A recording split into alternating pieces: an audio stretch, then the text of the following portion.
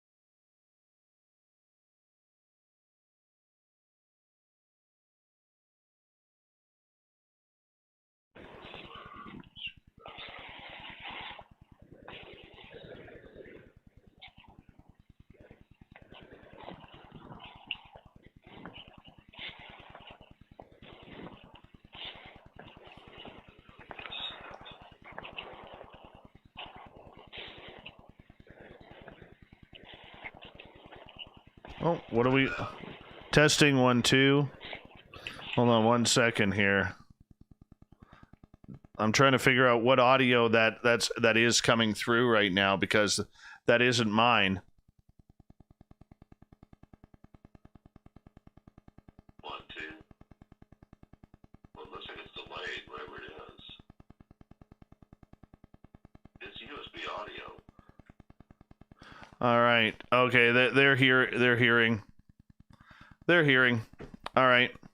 What do I do with the missing minutes of the show? Because it's going to screw up everything with Radio DJ. How far are you into it? Well, we've already missed 7 minutes. So the first segment shot. Okay, so it'll have to be short to keep time with everything else. Well, I realize that, but I can't send this to you or WQEE or Mississauga. No, you'll have to send an evergreen. That'd be the only way to do that. Right. Because you can't make up this first. Yeah. The people are hearing this background clicking again. Like, there is background noise coming through. If you want to hop on YouTube and figure it out. Hey, Olaf? Yeah? Give me just a couple minutes here. Okay. No, I was... Okay. Sorry, Chuck. I was just told Olaf I was giving him a couple minutes here. Yeah, no problem. And if you want to go over, we can do that. I don't mind. Too loud. Right there's okay.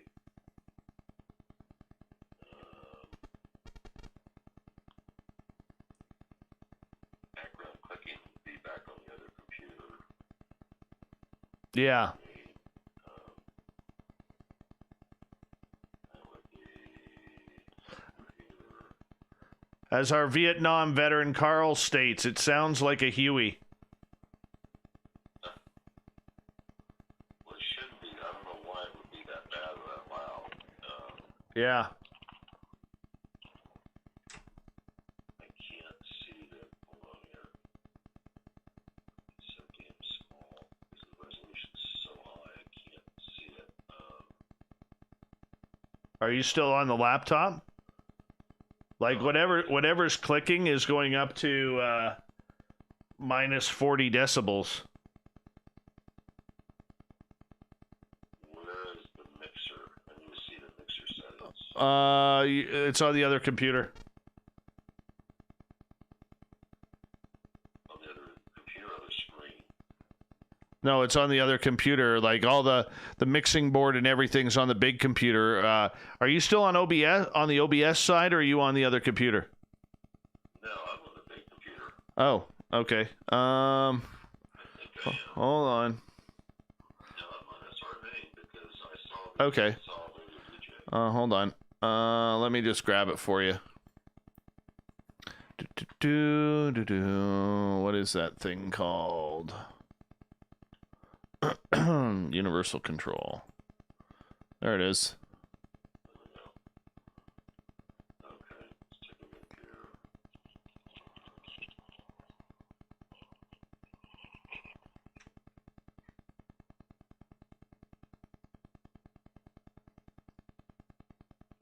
Okay, it is on.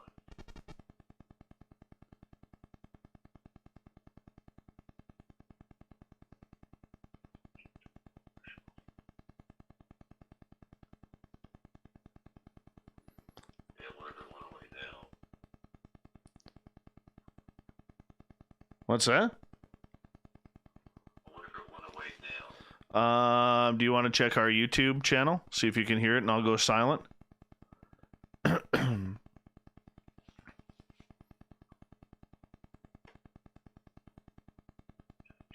be quiet. I don't see anything.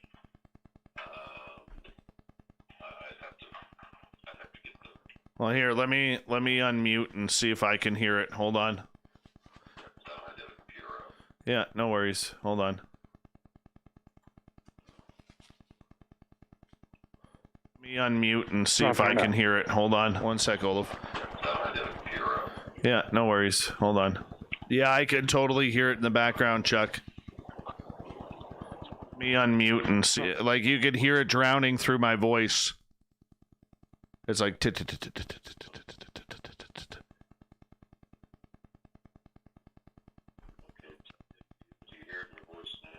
hold on. It's like That's weird. You know, this park is haunted, so who knows? Hold on. It's like That's weird. You know, this park is haunted, so who knows? Yeah, I was hearing it. I was hearing it.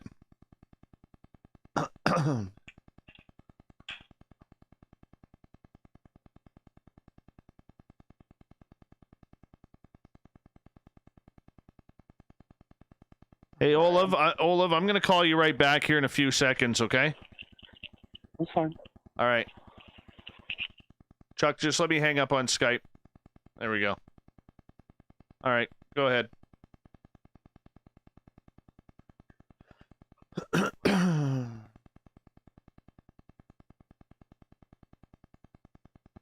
All right, go ahead. I'm going to let you hear this, Chuck.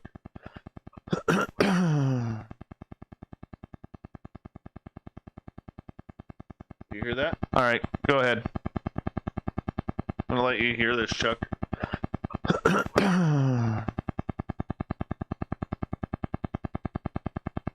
You hear that? All right, go ahead. I'm gonna let you hear this, Chuck.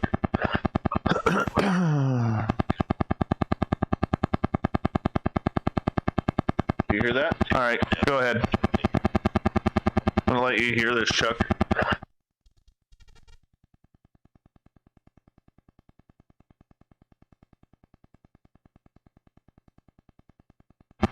I'm gonna let you hear this, Chuck.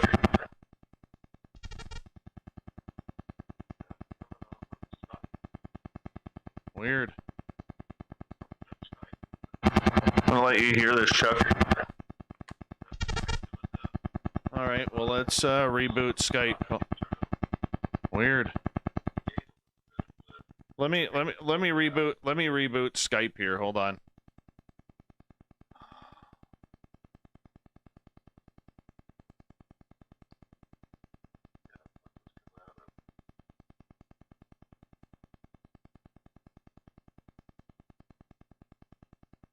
Can't be Skype, Chuck, because I just shut down. I know, but I'm like signed out of Skype, dude, and it's still going.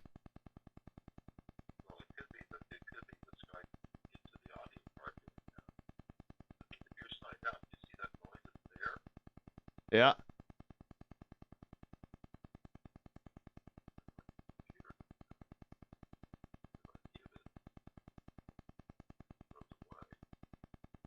Yeah.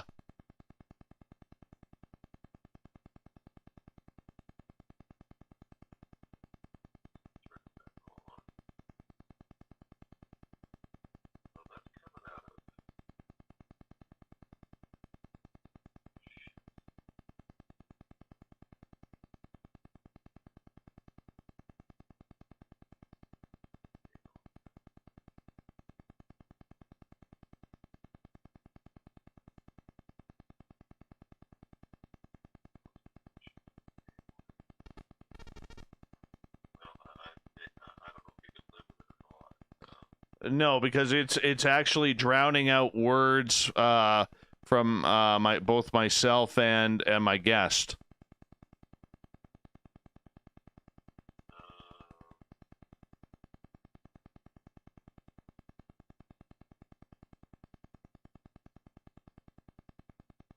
The funny part about it is this computer did not update last night, and I bet you it probably needs to update tonight.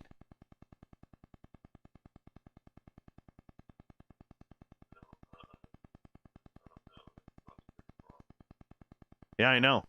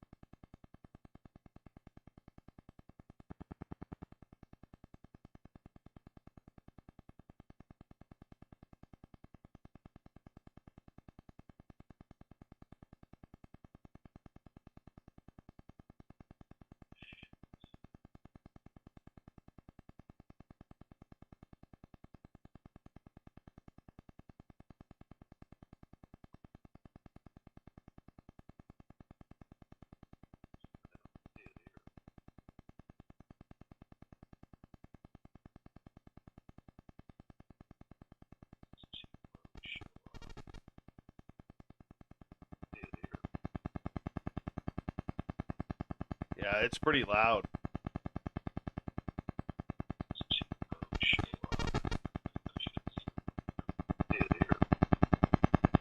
And it's getting louder again. Yeah, it's pretty loud.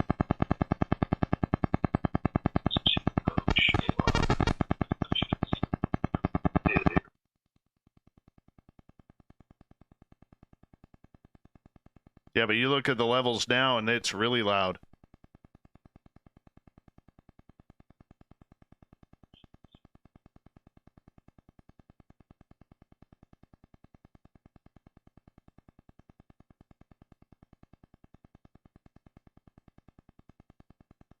Doubling up on the microphone too, like when I speak, I'm hearing a repeat of what I'm saying. And then I'm hearing a... I don't know either. Oh, I know.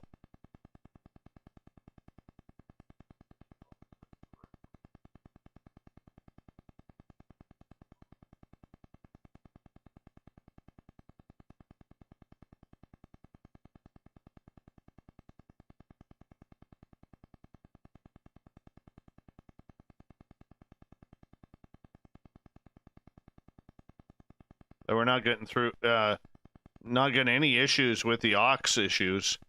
But you have it muted. Would that be aux 1 that I would come through? Should be. But I haven't done anything at all. It should all be set loud. Yeah. Well, I see you've muted it. Yeah. I don't know what this is. This is really it's coming from the mixer. Yeah. And I haven't done anything to the mixer out of the ordinary here. It's still all roughly back to the computer. Mm-hmm. Oh, it's back to you. I don't know. That's really an odd. That's an odd one. Consider it's been fine until tonight. So I really don't know what this is. It is coming from. It's coming from the USB. Yeah. And that's in the mixer, right? So I'd unplug the mixer and plug it back in and see what happens. Okay. Give me 2 seconds.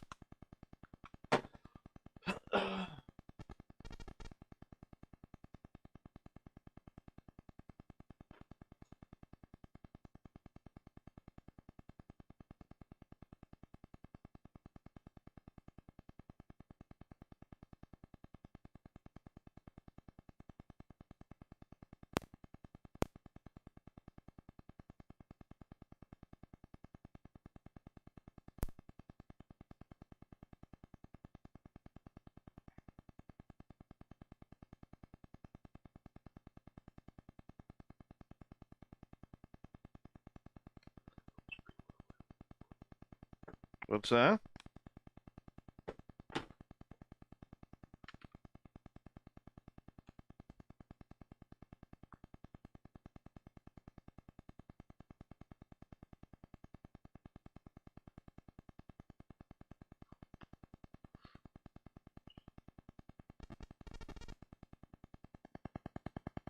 Yeah, it's still there too.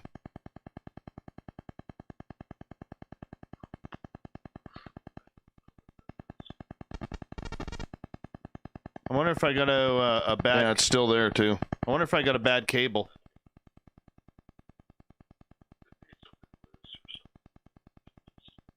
Make sure that those minis, those 8-inch minis are plugged in on the wall. Yeah, let me check that. That'd be channel 1, right? Yeah. Well, channel 1 is a microphone case.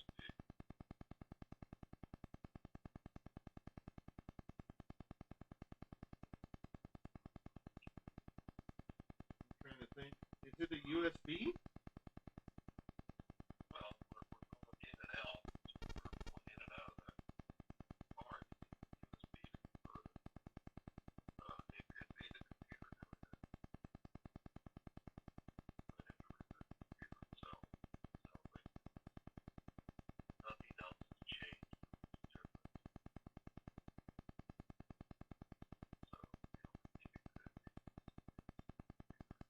Okay, well, let me do a computer reboot here. Give me 2 seconds. So I'm stepping on cords all over the place. Let me check the Behringer, because these would be going into the Behringer, correct?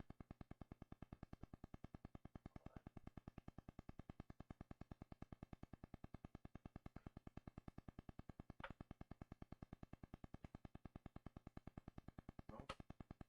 Those ones.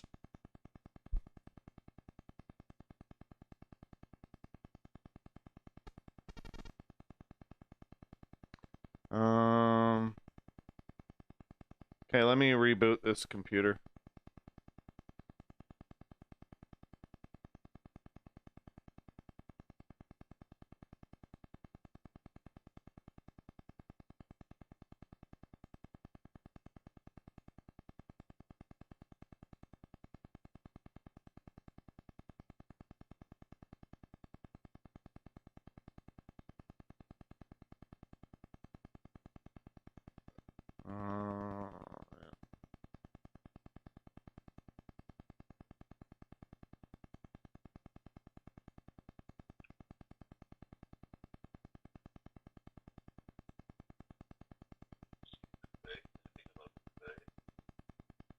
What's that?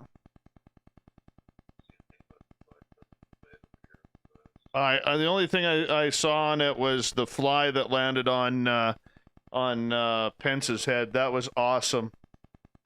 How did he not feel that?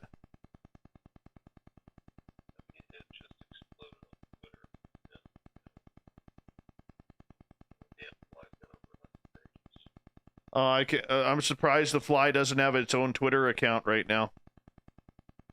Oh no, the fly has over 100 Twitter accounts. And growing. And right in the middle where the fly was on his fucking head, Yeah. the fly came out with a fly swatter. Oh my. Put it on their website to buy. That is awesome.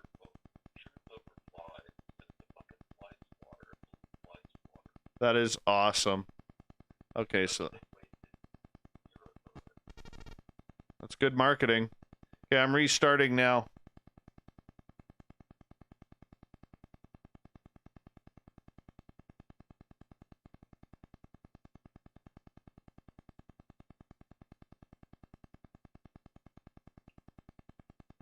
One second here, Chuckles. How's your goatee? Beauty.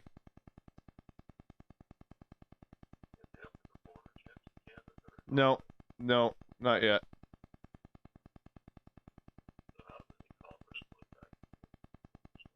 Well, there's still for goods and services it's open, but for travel, it's not.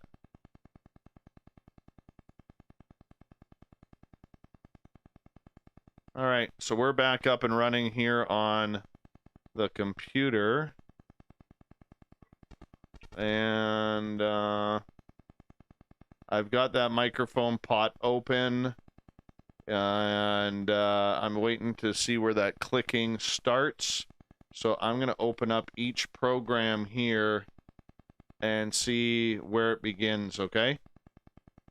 So I've opened up Skype, and it's not there. Opening up Radio DJ. And it's not there.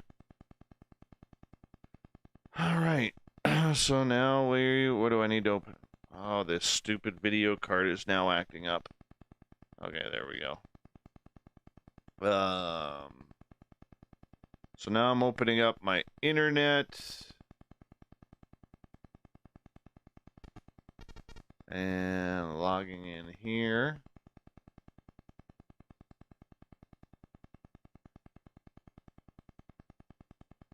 I'm going to put my headphones on to see when it starts. And And okay, we're good so far. We're going to TweetDeck, and we are still clean there. All right, opening up that.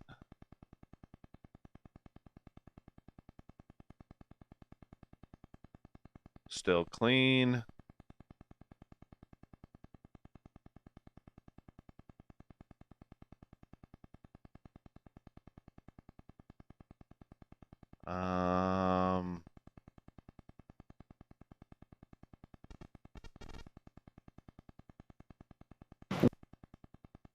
And we're still clean now, Chuck.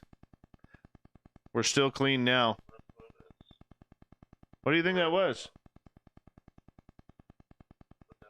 What do you think that was?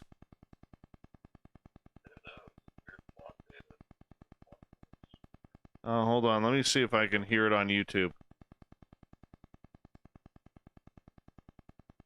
Driving traffic, doing customer support. Oh, hold on. Let me see if I can hear it on YouTube.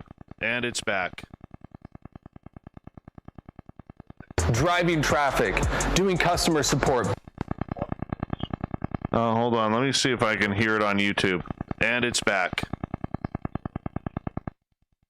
It's YouTube that's causing it. Because the minute I turn YouTube off, that's what's causing it. Let me just check OBS here.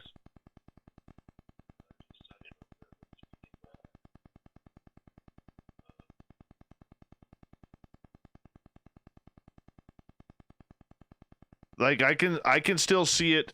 It's weird. I can't see it on our board now, but I can totally see it on OBS that it's clicking.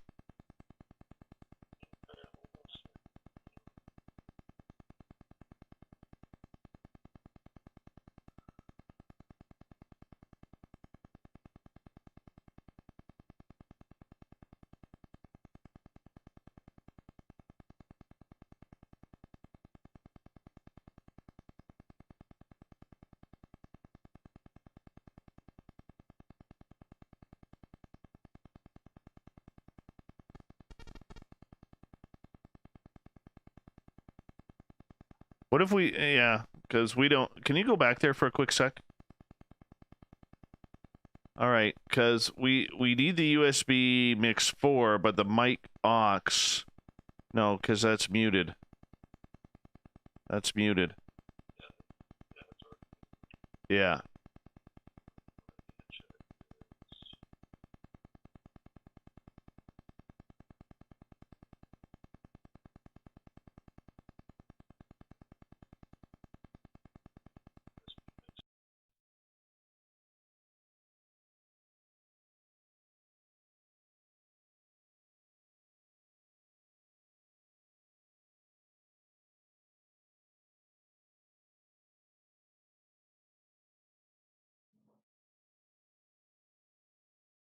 Yeah, there's no. Hold on. Laptop microphone. Okay. Yeah, we don't want the laptop microphone. So, just testing it. Yeah. It works. It does.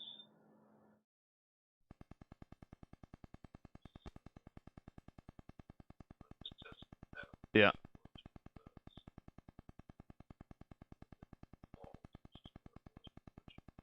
There it is.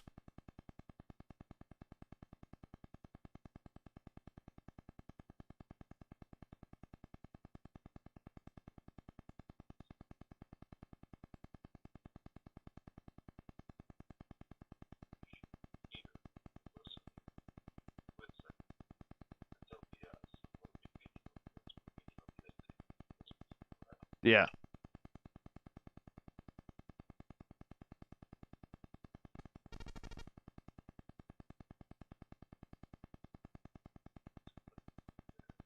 Yeah.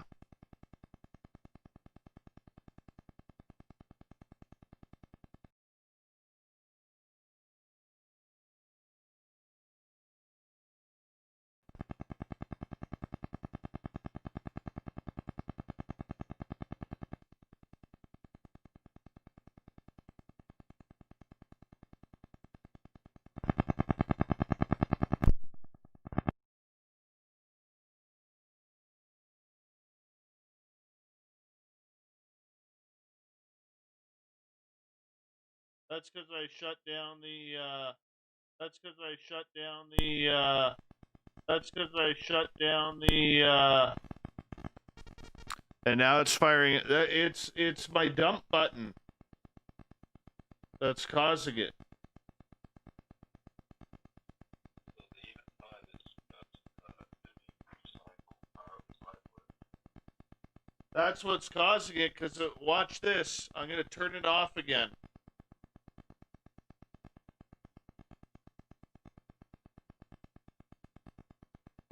Okay, 1 second here.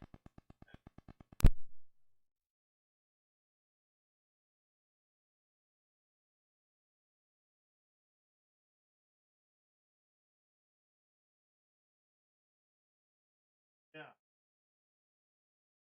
I don't know what to do. I don't know what to do there.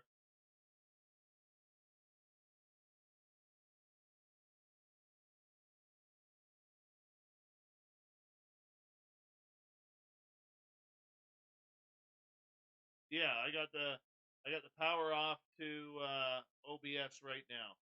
So we are now live to my voice on YouTube.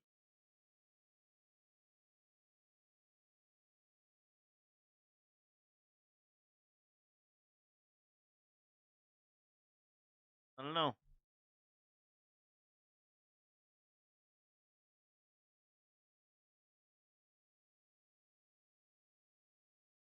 Hmm. Hmm. Hmm. Hmm.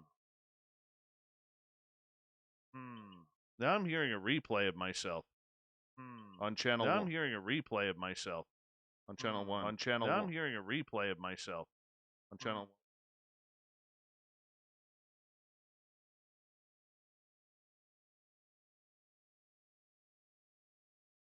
I'm just wondering if one of those cords is bad that we plugged into the Eventide.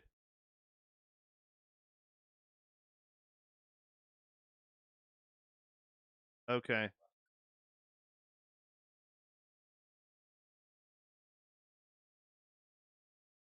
Right.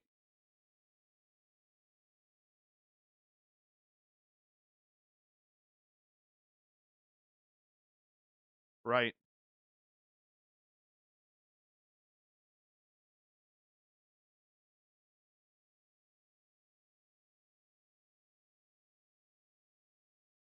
Right.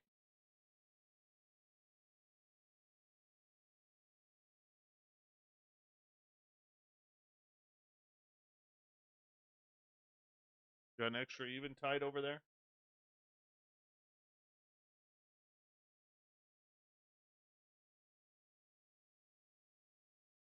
Is there an online programmed one that we could get?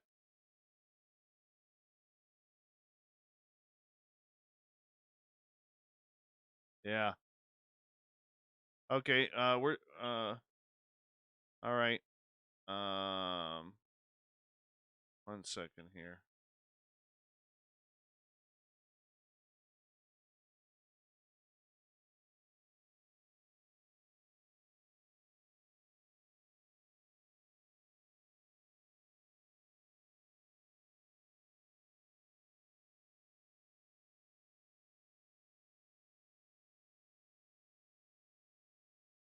All right, YouTube, can you let me know if I'm playing my voice is clear right now or if I am playing on a loop?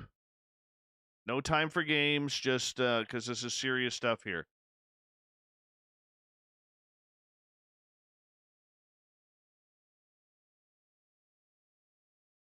All right. Okay, so I am clear according to YouTube right now. Clear for it.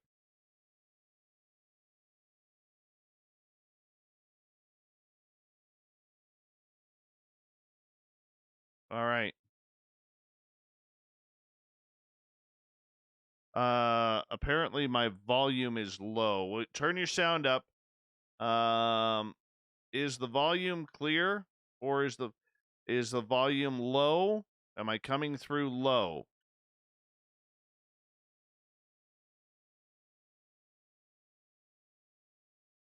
Okay, my voice is delayed right now from the video, and by a couple of seconds.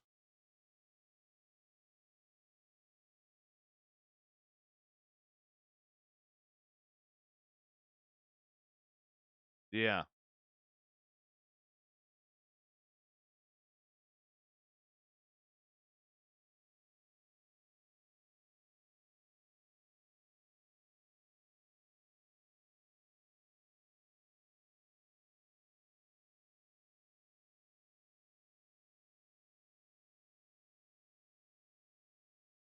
Yeah.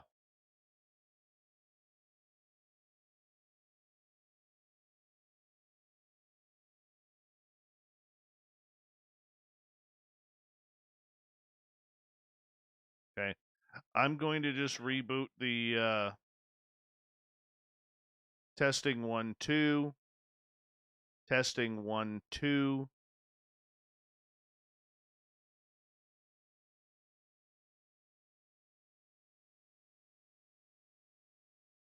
Yeah, now I seem to be a little bit, at least on OBS. Like I'm looking at the OBS camera right now, Chuck, and it doesn't seem to be delaying anymore. It might be off by like a smidgen of a second. You know what I'm saying? If that.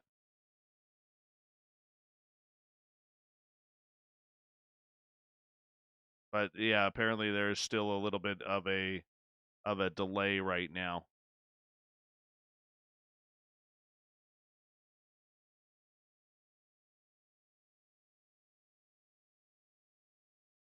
What do we do?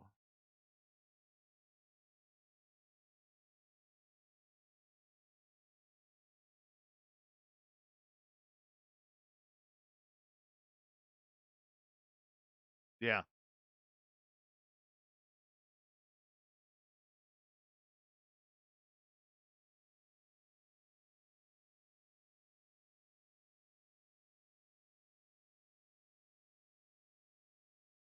I'm just kind of looking it up right now.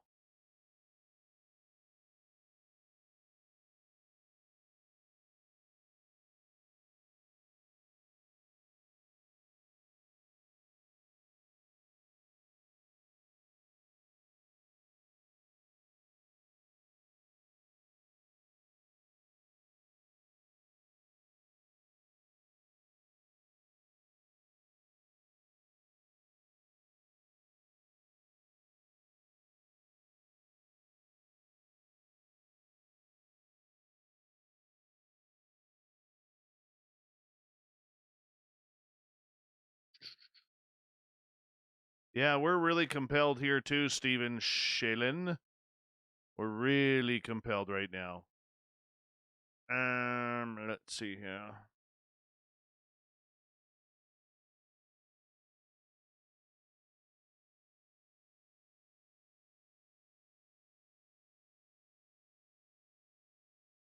But why would that cause...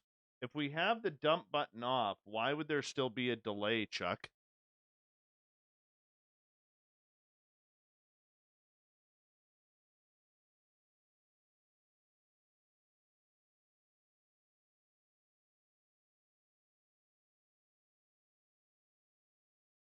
Chuck, are you there? You put me on mute? He must be looking something up.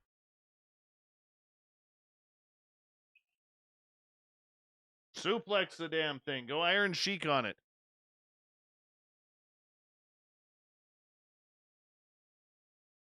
Yeah.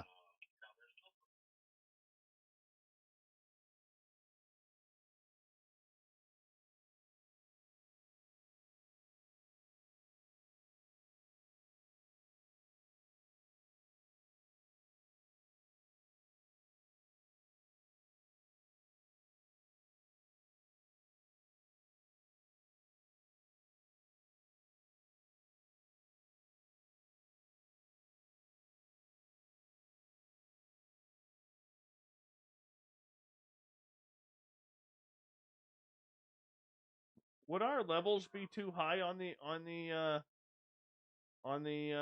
Eventide? Okay.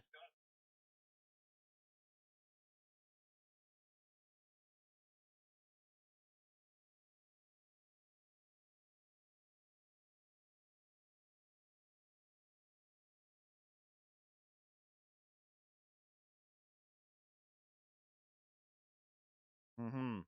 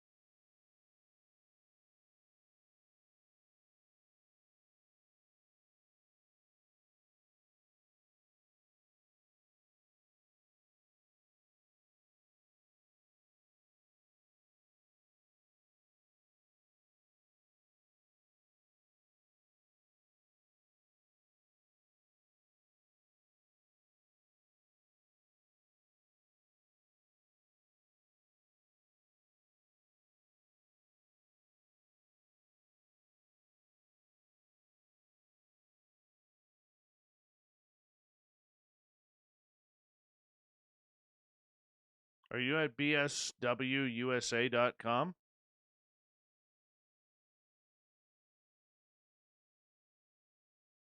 Yeah, they're like $3,000.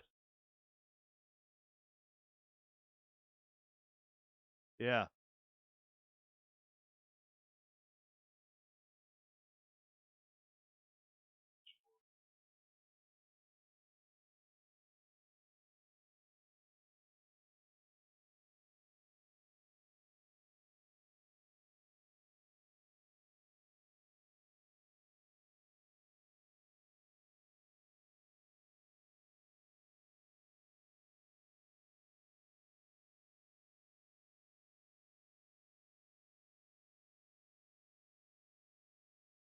There's a holy shit. Even for an online one, this company is charging $2,000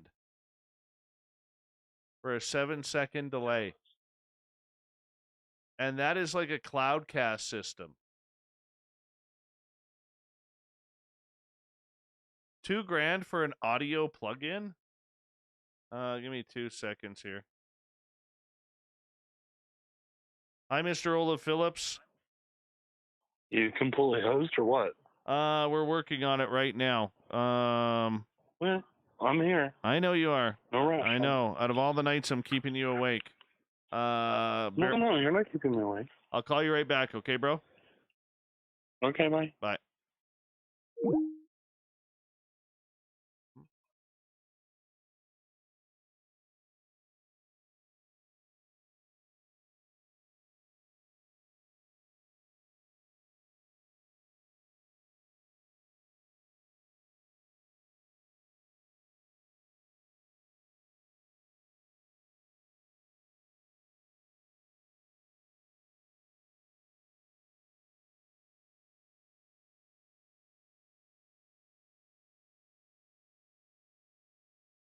Yeah, that's American, so that's like $2,400 for me, dude.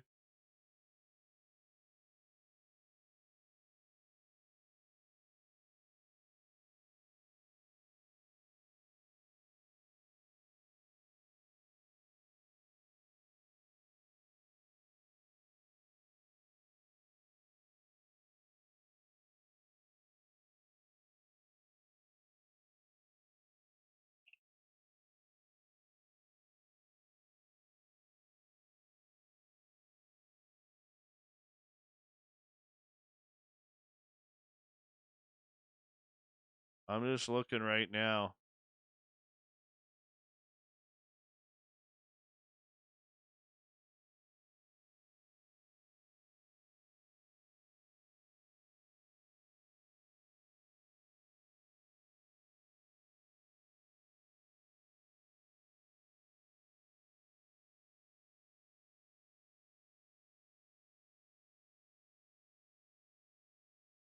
Because one of my One of my listeners says OBS has a delay button on it. But no, that's not going to work because the delay, I don't care about YouTube pharmacy. What I care about is the radio side of things. That's where I care. That's what the delay button is for. It's not for the YouTube side on OBS. So that's not going to matter. Like, I don't care if somebody swears on YouTube. I care if if it goes through the terrestrial or I got to edit the program.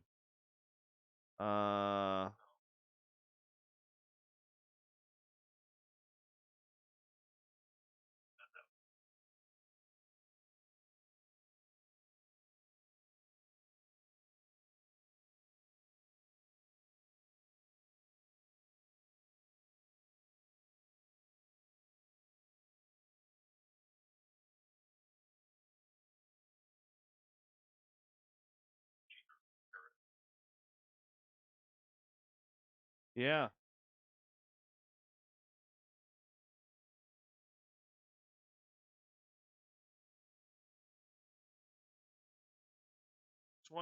Chuck, I'm going to try something here on the Eventide. Just to see.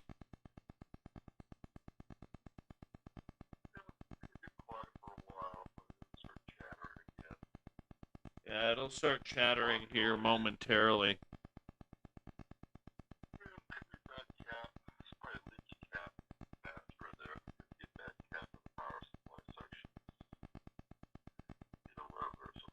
Yeah.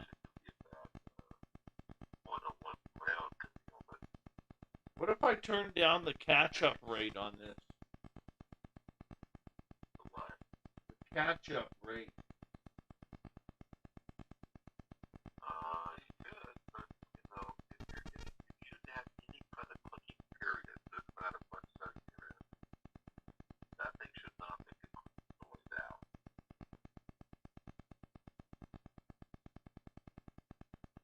Good word on them. Good word on them.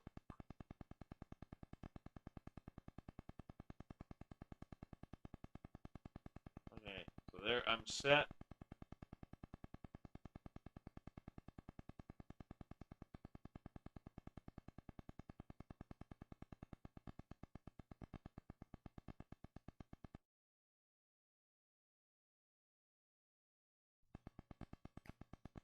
Line in, Chuck, it disappears.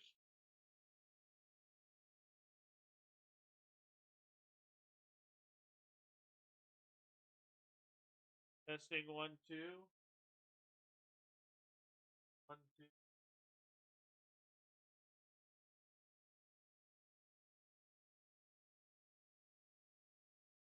But what I'm saying is, on the Eventide, I've got the Eventide on right now. Just loading the delay. And I had the line in button.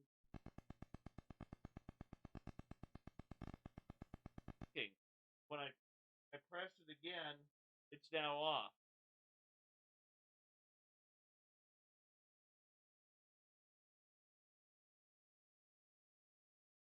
Oh, hold on. Oh, shit. I'm near spilled my water all over. That's a rookie mistake right there from a veteran broadcaster. Okay. So if I go like this, set my delay.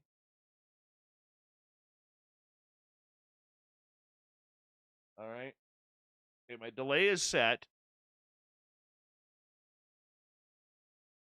Testing 1, 2. But now I'm not seeing any levels.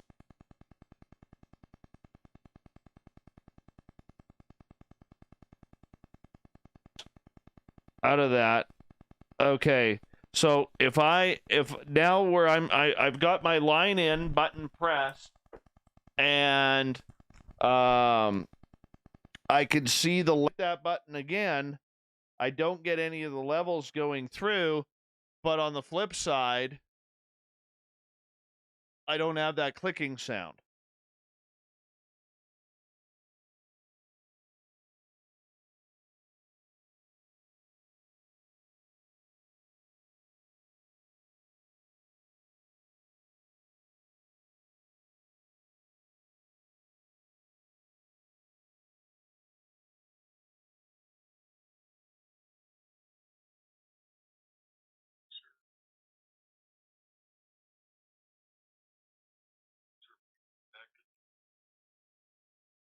Yeah.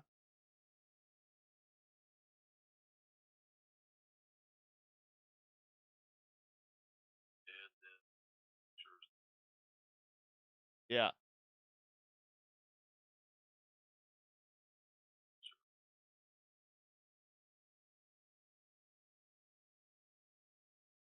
So should I put it back to the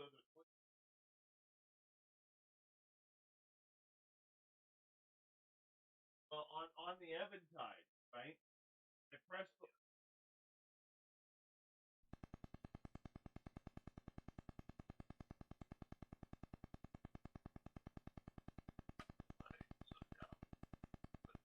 Okay. All right. So testing 1 2. Testing 1 2. Okay, the clicking is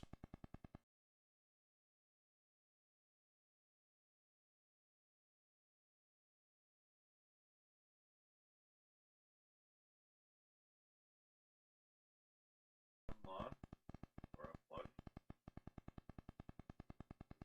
not at 60, but late for 850 today.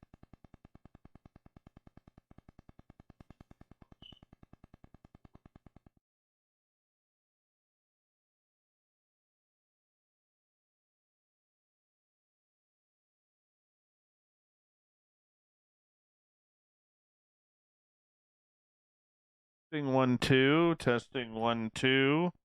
Okay. It's coming through on channel 1. Fixed it.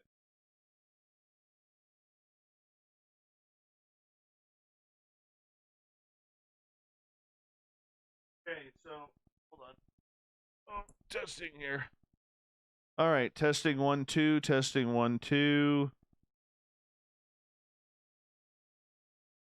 Testing 1 2 3 4 5.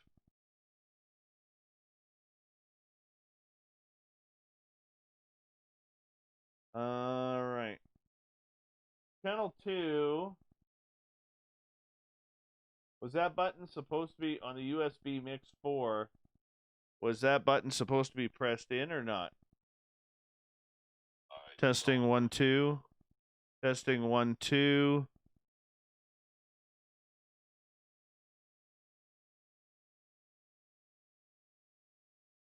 I just want to see if I can hear myself. Hold on, let me unmute this because I can't tell by the comments in the. I just want to see if I can hear myself. Hold on, let me unmute this because I can't tell by the comments in the. I just want to see if I can hear myself.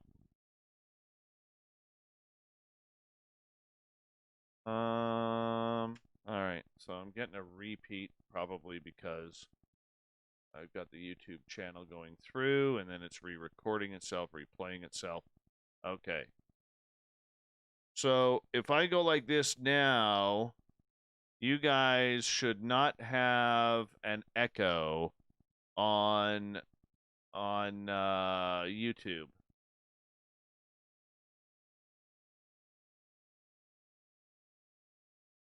Yeah, I'm not worried about the delay right now. I'm worried about the sound.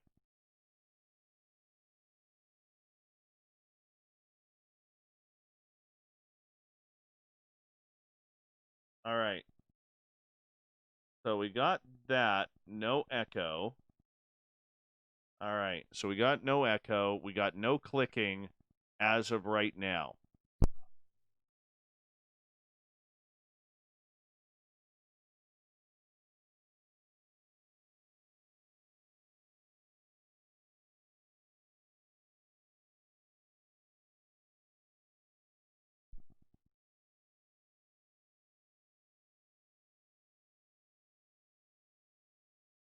Let that load up for a second, Chuck.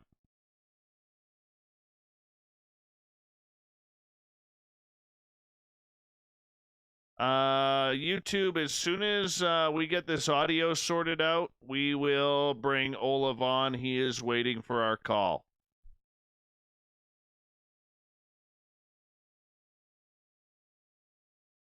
Testing 1, 2.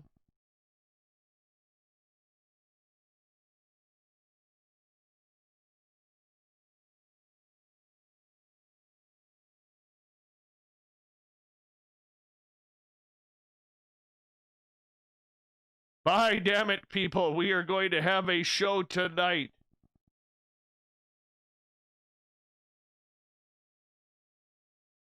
Almost loaded up.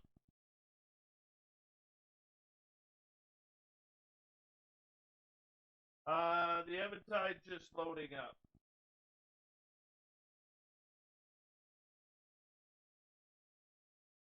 It's got to do its long warm-up, man. This thing, I think the Flintstones used this model.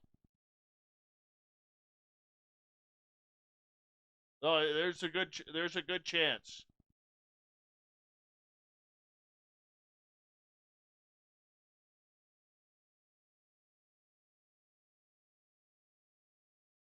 Far away from that. All right, drop to 0. Set that. All right, testing 1, 2. Now we're trying to match it up, my voice to the video.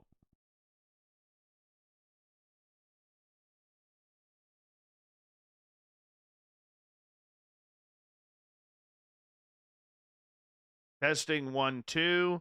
Testing 1, 2. Okay, I'm in sync. So somehow we solved this through the USB and the Eventide, Chuck.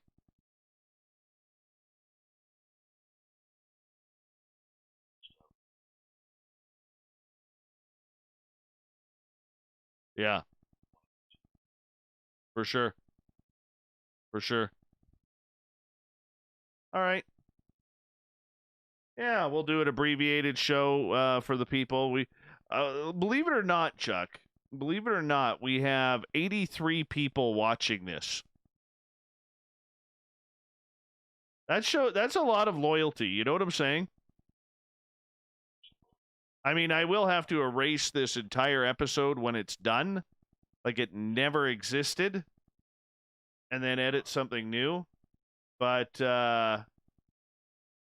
sync is no good. Background noise. Everything looks good. Or sync is good. No background noise. Everything looks good. I think we got it, buddy. I think we got it. All right, bro. I'll chat with you for when the next time I go nuts. All right, bye. I'm really sorry about this, guys. Really sorry about it. Give me a couple of minutes. I gotta grab a towel and clean up the water on my desk that I accidentally spilled, and then I gotta call Olaf back. We're gonna do an abbreviated show, and because you guys are really loyal, and thank you so much. By the way, Major Lee, thank you. I saw that super chat. I really do appreciate that, man. Thank you so much. Believe it or not, your 99-cent pound is $1.07 Canadian. Go figure that. Go figure that. I'll be right back here, guys. Hold on.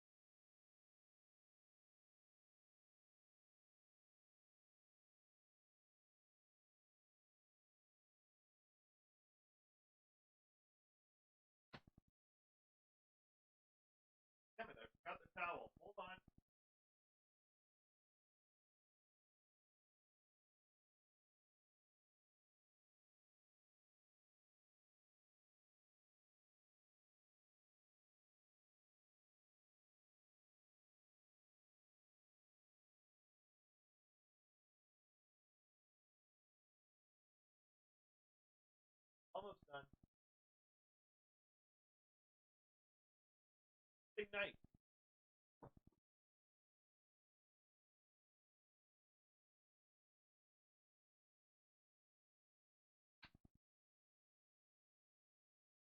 Who super chatted me?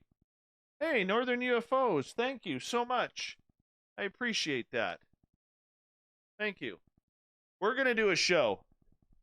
By damned, we're going to do a show here. All right? It's going to be abbreviated, but we're going to do a show because you guys deserve it. This will not be in the archives. So I'm just going to shut Spreaker down, because this one will not be in the archives. We're going to get rid of this, but you guys deserve a show, so we're going to give you one. Give me 1 second here.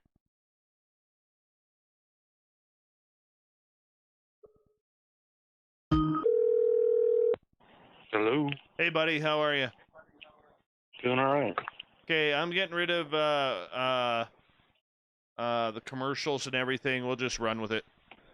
No audio. Okay, no, I won't. no audio. No nothing. I will need a couple minutes around 10:30 ish. Yeah. But I'll. Okay. Yeah, you go. You go. Reverend Okay. Keith, thank you so much for the super chat. You didn't have to do that, buddy. You didn't have to do that. Kimberly, thank you for the super chat. You guys are amazing. Wow. Wow. Get a bullshit. No, I'm amazing. Get a bullshit show like this, and my listeners are jumping in on the super chat. That is way too kind. Way too kind. Because it's a good show. Way too kind. Thank you. Reverend Keith, amen to you. I love you, and you know what I think about you, and thank you. Way too kind. Way too kind, my friend.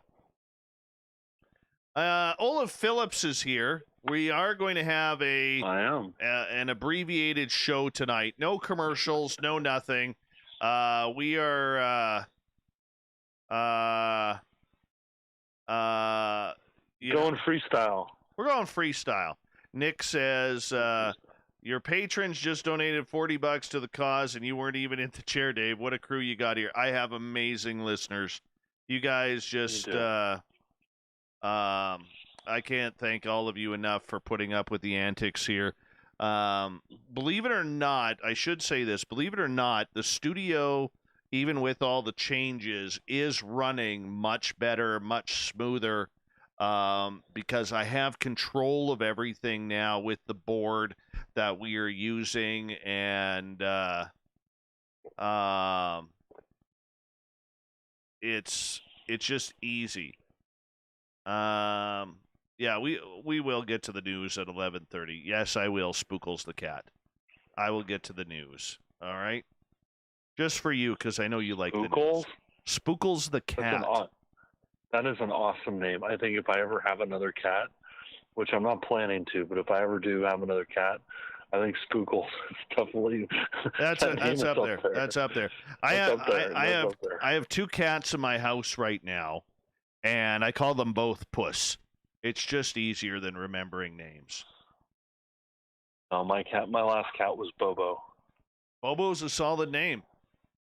For a calico. Yeah, she was crazy.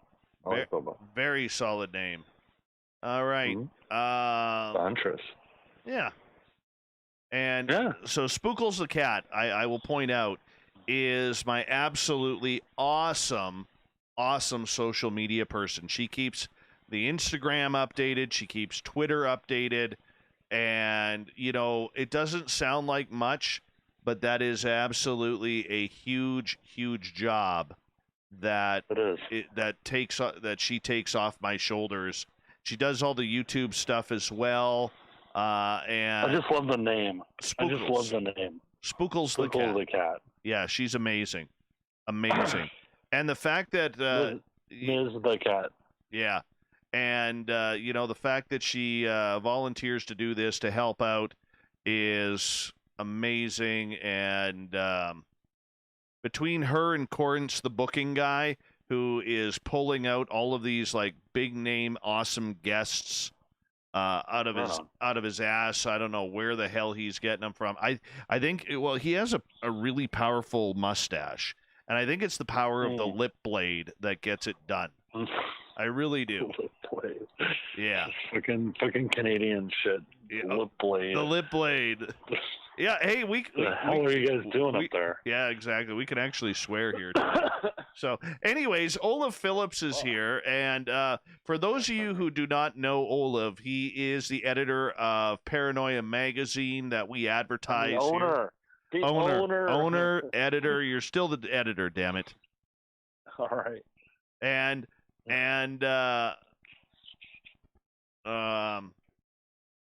Anyways, Olav is one of my best. I wrote a book.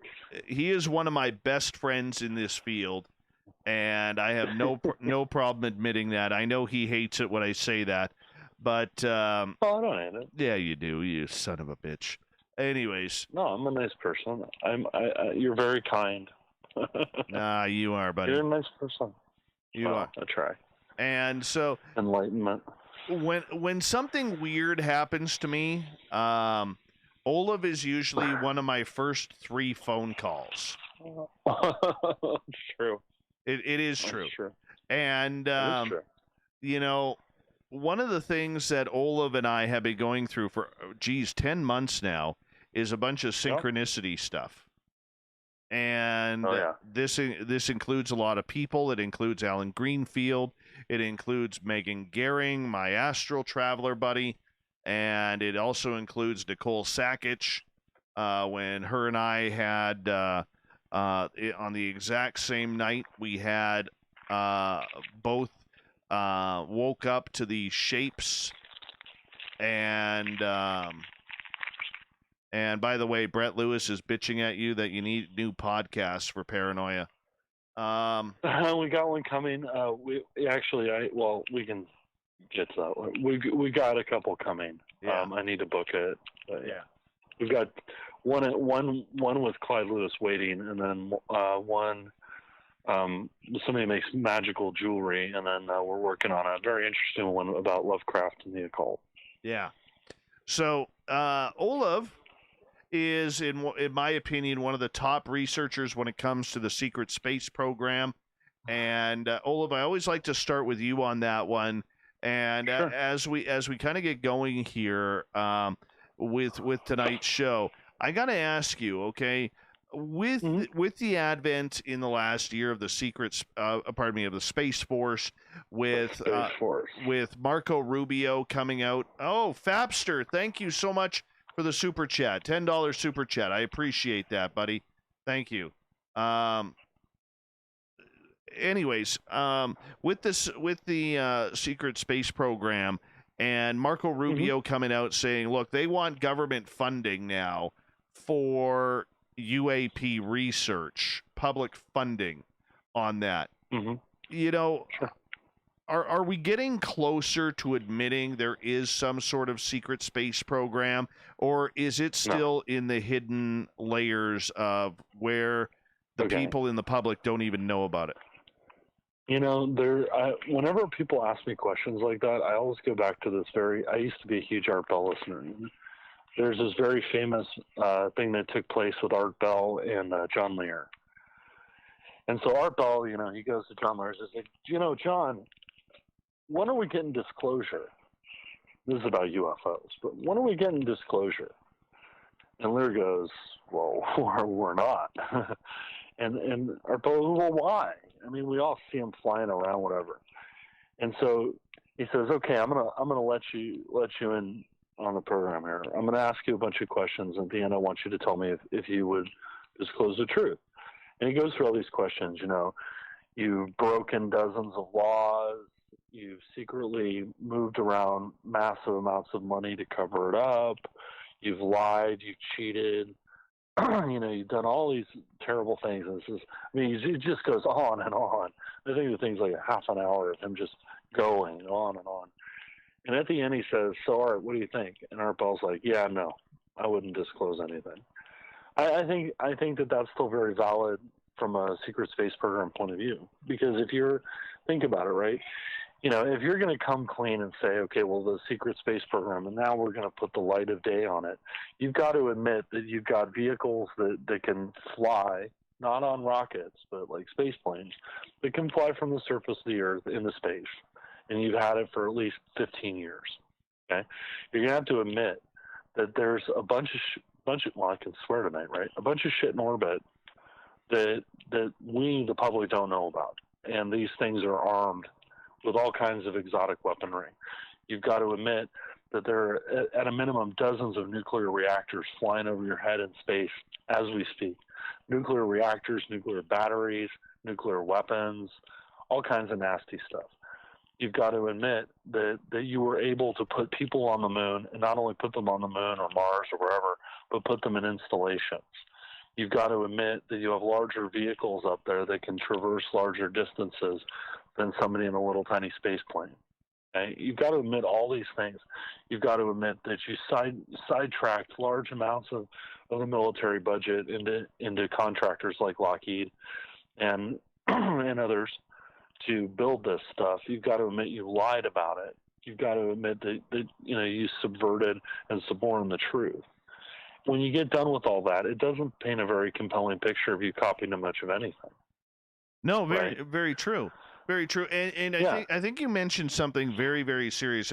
And I know we just got new people in our chat room just a moment ago. I just want to remind you, yes, we still are broadcasting on Spreaker, but tonight we had some audio issues that was caused after last night's show when Microsoft did a major update on one of our computers. Yay. And it kind of blew everything up. So we've got that taken care of. It ate up almost an hour of programming. So Olav was our scheduled guest for tonight.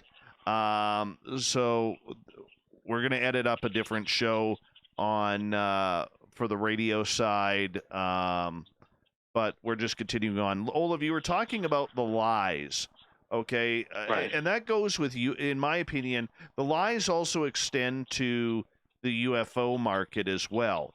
Okay, sure. And the genre there, because no matter what happens, we can beg and ask for disclosure all we want. All right. But the secrets that are being kept from everybody, whether it's Roswell, whether it's the Phoenix Lights, Kecksburg, Shag Harbor, the Marfa Lights, Rendlesham. I mean, it goes on and on around the world. I mean, it's not even just here. Thank you, Nicole, for the super chat. By the way, go ahead. And there's one big question, right? That you're going to have to cop to, and I don't think they want to cop to that. Is that from what I can tell, the secret space program is multinational in nature. It's not just us. And I don't think we're up there fighting the Russians, and I don't think we're up there fighting the Chinese or anything like that. I think we're all working in harmony, for a terrible word to use for it. And I think you're going to have to explain, well, what are you doing up there? You got all this infrastructure up there. What's the point? You think you're going to shoot down an asteroid? I mean, is there a threat? What is the threat? I think there are a lot of questions that they don't really want to answer. And, and it would be a huge international debacle. So, I mean, I think they're up there for a variety of reasons, but, they're just not. What they're going to do is they're going to truck out some Lockheed-built space plane and go, look, this thing will take off and go in orbit. I mean, I've seen them do it. I mean, I've sat out there. I got a little spot. It's about 250 nautical miles from Area 51. And on a good night, you watch them climb out of there, and they just go straight up. There's no rocket. I mean, I have video that my little night cam caught, because I'm on the 37th parallel, so I'm on the UFO highway, right? Yeah. Coming out of the south. They usually come out of the west and then they turn north. The weird stuff that we see here, but I caught one coming out of the south, and you can actually see it do kind of a U-turn and then climb up into space. I mean, it just literally, you just watch it. It gets brighter for a second. You just kind of watch it climb until it vanishes. You know, and that's not using a rocket. So, you know, I think they're going to truck one of those out and say, look, we have a space plane. Here's all the ordnance that it carries. It's super cool. That's our Space Force, is a bunch of these planes, you know, space planes and whatever. And eventually, you know, oh, look, here's a space station that we built 20 years ago. This is what it does. I mean, I think it's all because the people want it, you know, well, we defended in space, you know, the very terrible, you know, people might come and attack us. What are we going to do about it? Well, we need a Space Force.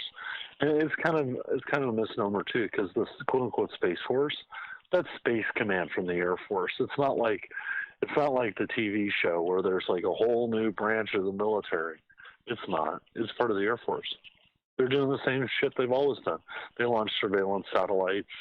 Yeah. You know, they launch various types of satellites that do various things. They launch, you know, Lockheed stuff out of the Antelope Valley or out of Area 51. Go to Mount Adams, man. You can watch them all night. We're okay. Sit there all night and watch them. First off, thank you, Nick, for the $20 super chat. That is just amazing. I gotta get in on this. Whew. And Nicole and Fapster and Pastor Keith and Northern UFOs and Kimberly and Major Lee. You guys are stunning me tonight. I feel like I need to shrink and go hide underneath my desk while we have this broadcast here, because I mean, tonight has been just a complete fuck up. But Fine, it's fine. But wow. Sometimes I don't know what to say. So Just say thank you. I know. I'm sheepishly. It just stuns me. Anyways, thank you to everybody. Thank you. Much love to each and every one of you, and thank you again, Nick. Appreciate that. Nick's a new listener. He's been with us for I think 3-4 weeks now, and right on. You know what? I do have to give a shout out to Nick first, because on Twitter he started making these really, really cool logos. Every couple days he makes like a new logo for the show, and I don't know why he does it, but I'm always intrigued to see them, because thankfully he tags me in them, because they're usually really cool. Really, really cool, and I really enjoy when our listeners are so deep into it that they do stuff like that. That just means so much to what we are doing here. So I love it. Right on. Anyways, back to the SSP here.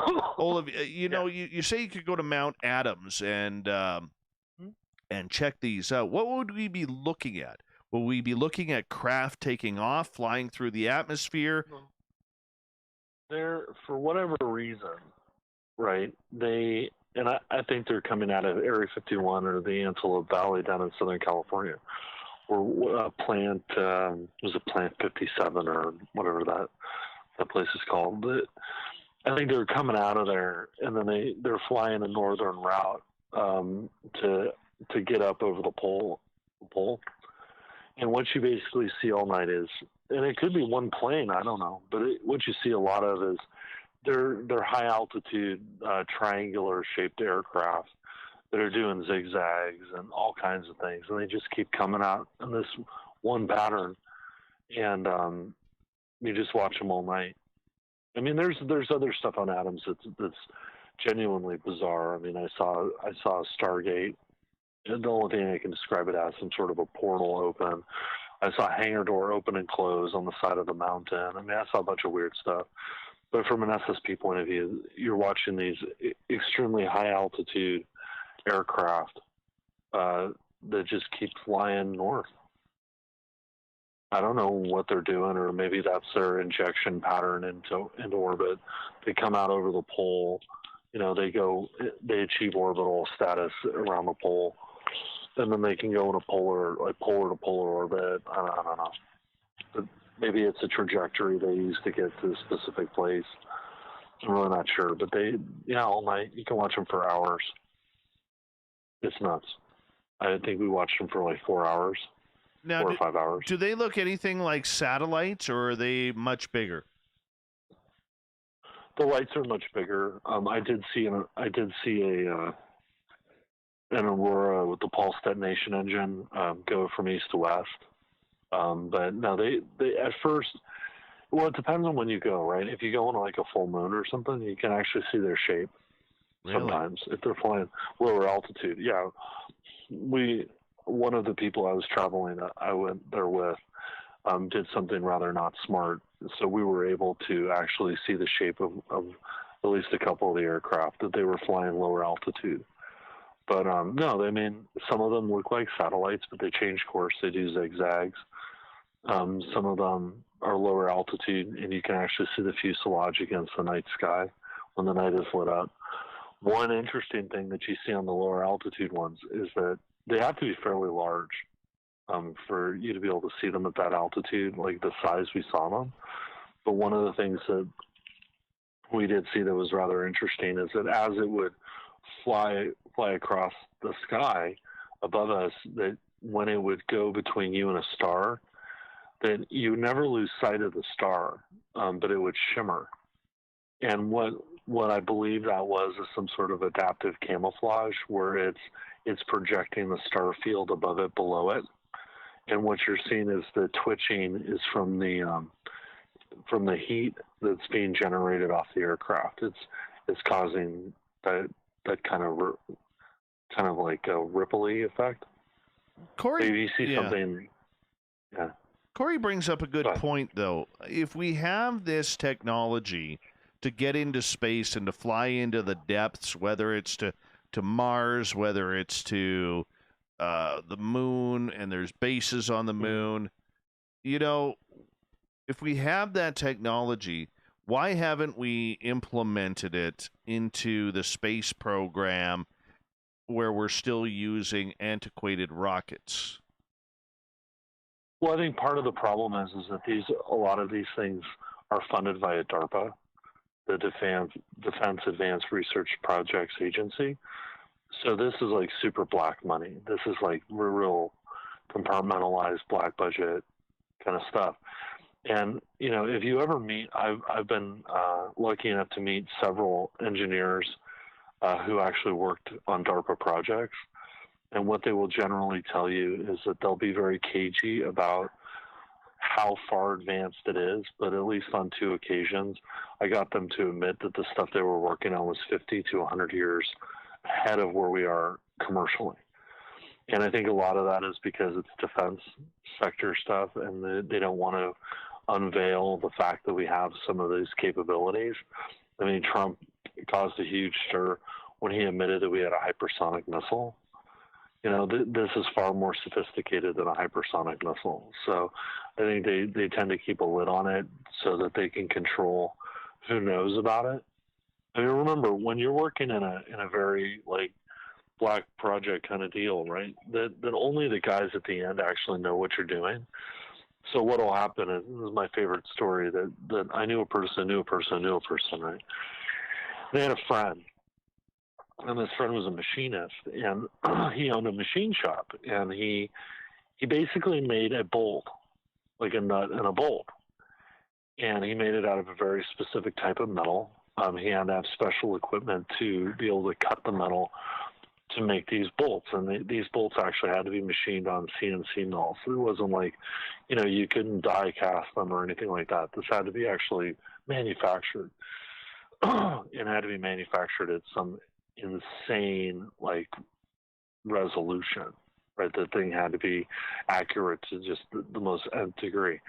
And so, you know, he had a business, and he had a couple of people who worked for him. I think there were 5 or 10 people in the machine shop, and they just cranked out this nut and bolt combination, and they'd put them in a box, and they'd send them to one of the larger defense contractors, and it would just disappear, right? And they got paid, and everybody's happy.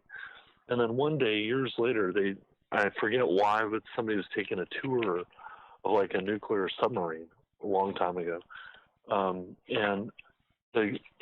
one of the engineers or machinists was taking a tour of this nuclear submarine, or something happened, or he saw a photo, something like that. and he saw the bolt in the nut. They said, "Oh my God, we build these bolts and nuts for a nuclear reactor on a submarine." They had no idea. They had been making these bolt nut combination for 20 years.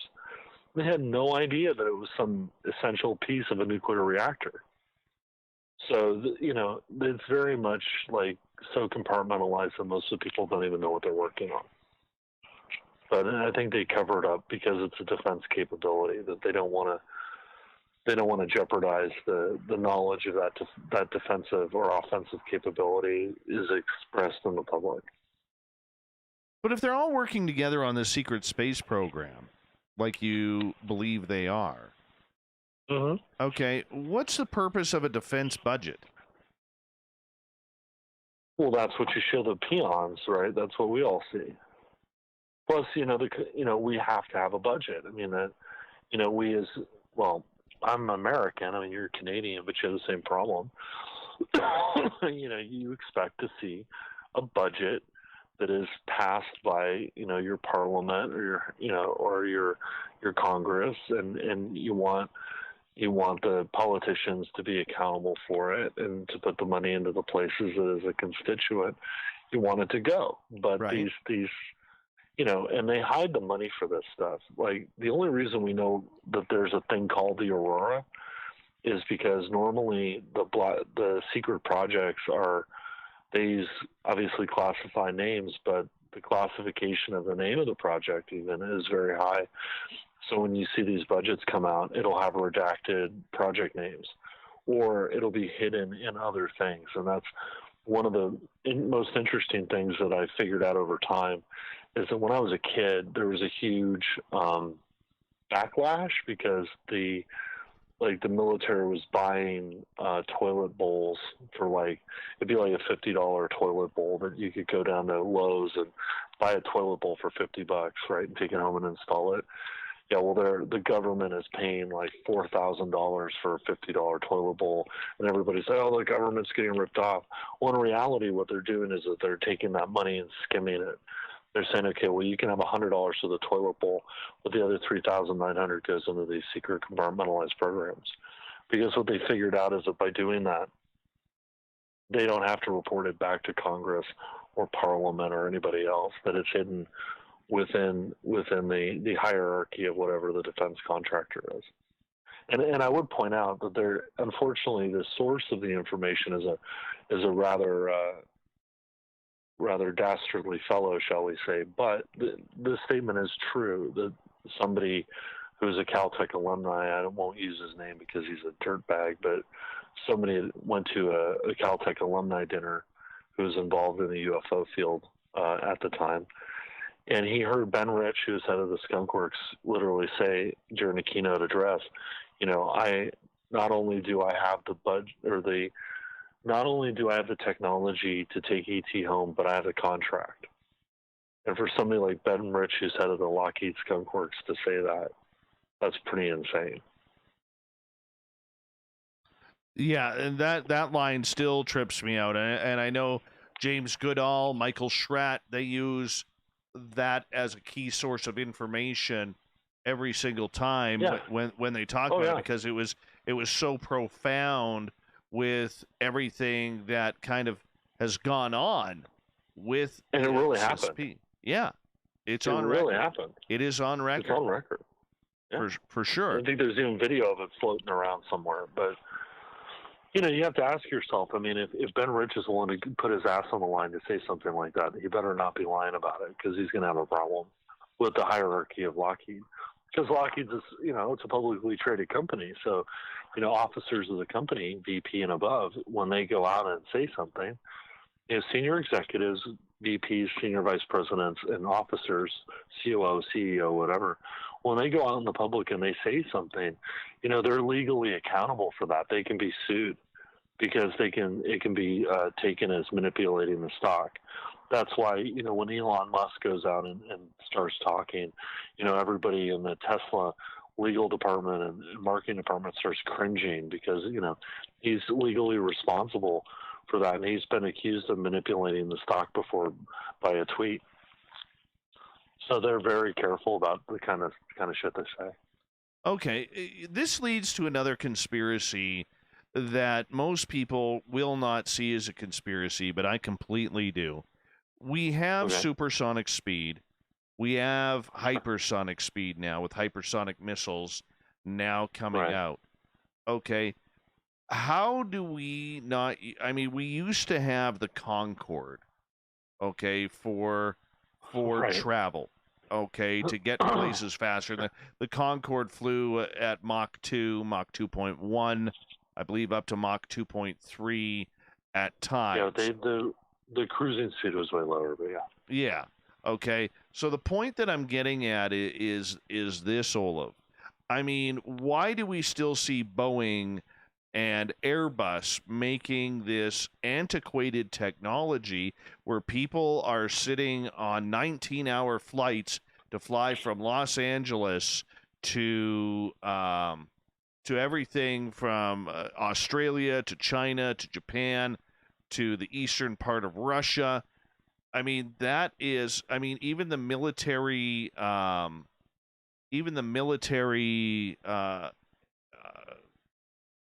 what's the cargo planes, the transports, like the C5 Right. Galaxy or the Tupolev. yeah, or the Or the Tupolev. Antonov. No, it's the Antonov. And the Antonov 124, the Antonov 225, which I believe they only made one of. I got to see that in 1991. Gorgeous, gorgeous aircraft. They landed it in my hometown of Abbotsford. And Wow. yeah, it was amazing. But we're flying, especially airliners, are flying at an antiquated aircraft with antiquated engines and antiquated mileage. Oh, I disagree. I would disagree with you there. So one of the things that you have to understand, right, when you're talking about commercial aviation in general, you know, is that when you look at somebody like Airbus, right, Airbus is making what the market wants. Can we make a supersonic transport? Absolutely. I mean, the Concorde, there were a few Concordes. There wasn't just one. I mean, there were like, I don't know, 4 or 5. So it's totally possible. They had played around with something called a hypersoar, which was, you know, supposed to be a bomber, but it could also be like a transport. The problem with that stuff is fuel consumption. Like if you notice that all the things commercially, all the things, well, even military, all the various aircraft that are hypersonic, right? Those aircraft tend to be very small because the amount of thrust that you need to achieve Mach 1, Mach 2, whatever, is you use less fuel. If you're going to carry a bunch of people, it becomes extremely expensive because you're burning a lot of fuel, and the kind of avionics you need are quite advanced, and it becomes a very expensive airplane. It's a very expensive airplane to fly on. I mean, the cost of buying a ticket on the Concorde was very, very high. And you know, my grandfather and my grandmother, they were very well off, and they flew on the Concorde once, but they were well off, and they flew on the Concorde once. They went on the QE2, I think, like 6 times. They went on the Concorde once, right? One way. So just to do it, because my grandfather had worked at Lockheed, and he liked airplanes and missiles and rocket engines and shit, so he had to do it. But it's incredibly expensive. I mean, it's outrageous. And I think that when you look at commercial airliners like Airbus, for example, you know, what they're doing now is that, you know, you were saying antiquated engines, and that's actually not true at all. That they've been refining the engines for years, and they're actually now using these highly efficient turbofan engines. So they're able to cut the cost and fuel consumption by using turbofan engines to make these more, you know, these routes, you know, more economically viable. It's also why, I mean, it should make you happy as a Canadian, but it's also why you see a lot of these CRJ, you know, 200s and 500s and 700s, the regional airliners, these Canadair flights, the Canadair aircraft and Bombardier. The reason why they're so popular is because they use turbofan engines. They're very small. They're fairly fast, and they're incredibly cheap to operate. So a lot of routes have been taken over now by ATR 72s, which are turboprops, and the CRJ 200, 500, 700s, because they're so much more cost effective. So it's really about the cost, like the cost per pound of carrying something, right? And to achieve every pound on a plane equals fuel consumption. It's a burn rate. And there are planes, I mean, frankly, there are planes that come close, like the Boeing 757. Its max speed is rated at I want to say it's like 0.9 Mach, so it can go almost Mach 1. But its cruising speed is like 0.75. Like the 757 is one of the fastest commercial airliners on the market, but they don't really build them anymore. But that's what I'm saying, is we are sacrificing speed and time for economics. That's why we see. But you even look at the Airbus. Airbus shut down their giant aircraft because it wasn't economically feasible. Yeah, the 380. But you look at a cost of an airplane ticket, right? If I'm going to fly from here to Portland, right, which I used to do quite often. If I was going to fly from here to Portland, from San Francisco to Portland is about a $200 round trip. If I was gonna do that on something that was more of like a hypersonic kind of thing, you're looking at $2,000, right? And the truth is that most people will sacrifice the distance, the speed over cost, because it makes air travel beyond the realm of usability. And for commercial cargo transports, these guys are still using, 747-400s, right? Which, when I was a little kid, I rode on a 747-400 that was a Pan Am 747-400 into Heathrow, and it was the last Pan Am flight into Heathrow. We actually had to go back on United because Pan Am had gone out of business. And that's a funny story by itself. But that was when I was 15 years old. That was 30 years ago, and they had already been using them for a long time. The B-52, right, the backbone of our strategic bomber force, that thing's been in service since the 50s. And the Tu-87, the Tupolev bomber, that has been in service for about the same amount of time, because the amount of ordnance that a B-52 can carry is so exponentially high, and its cost to operate is low because it uses turbine engines, versus using the Hypersaur bomber variant was actually canceled because it was too expensive to operate and too expensive to maintain. I mean, maintaining a turbine engine versus something more exotic, it's way more expensive. It requires extremely specialized parts and knowledge, and so it's not economical.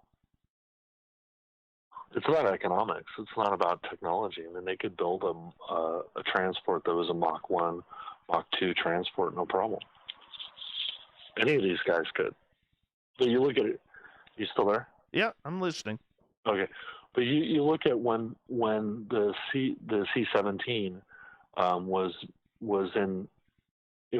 being contested by that Airbus transport. When you look at that Airbus transport, Airbus, instead of using a turbine engine, they had chosen to use that turboprop with the bent blades. Yes. They had chosen to use a turboprop engine over a turbine engine, where the C-17 is a turbine. The Airbus equivalent was a prop.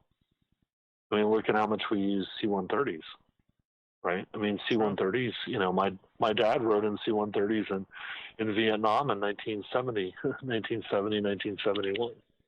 Yeah, the C-130, and they're still building them. Oh, yeah. It's a great plane.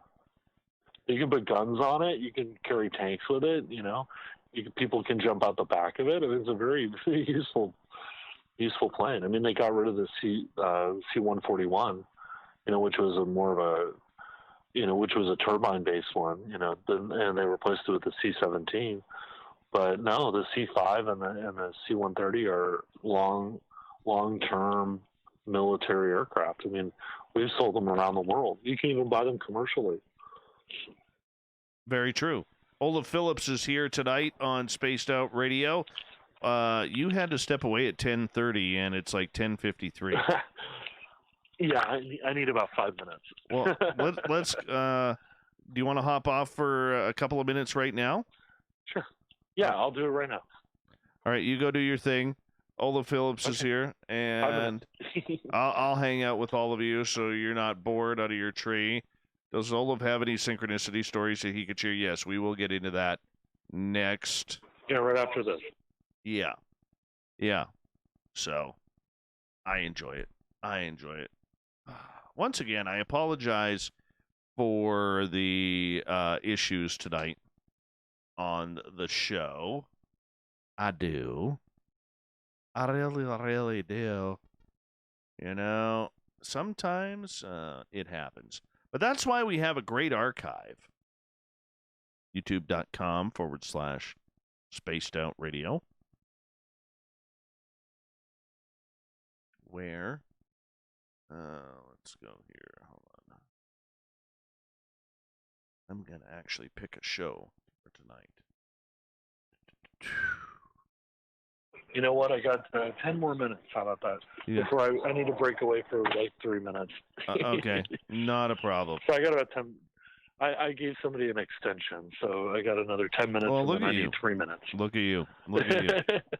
All right. Why don't we do the synchronicity stuff? Yeah, let's get into that.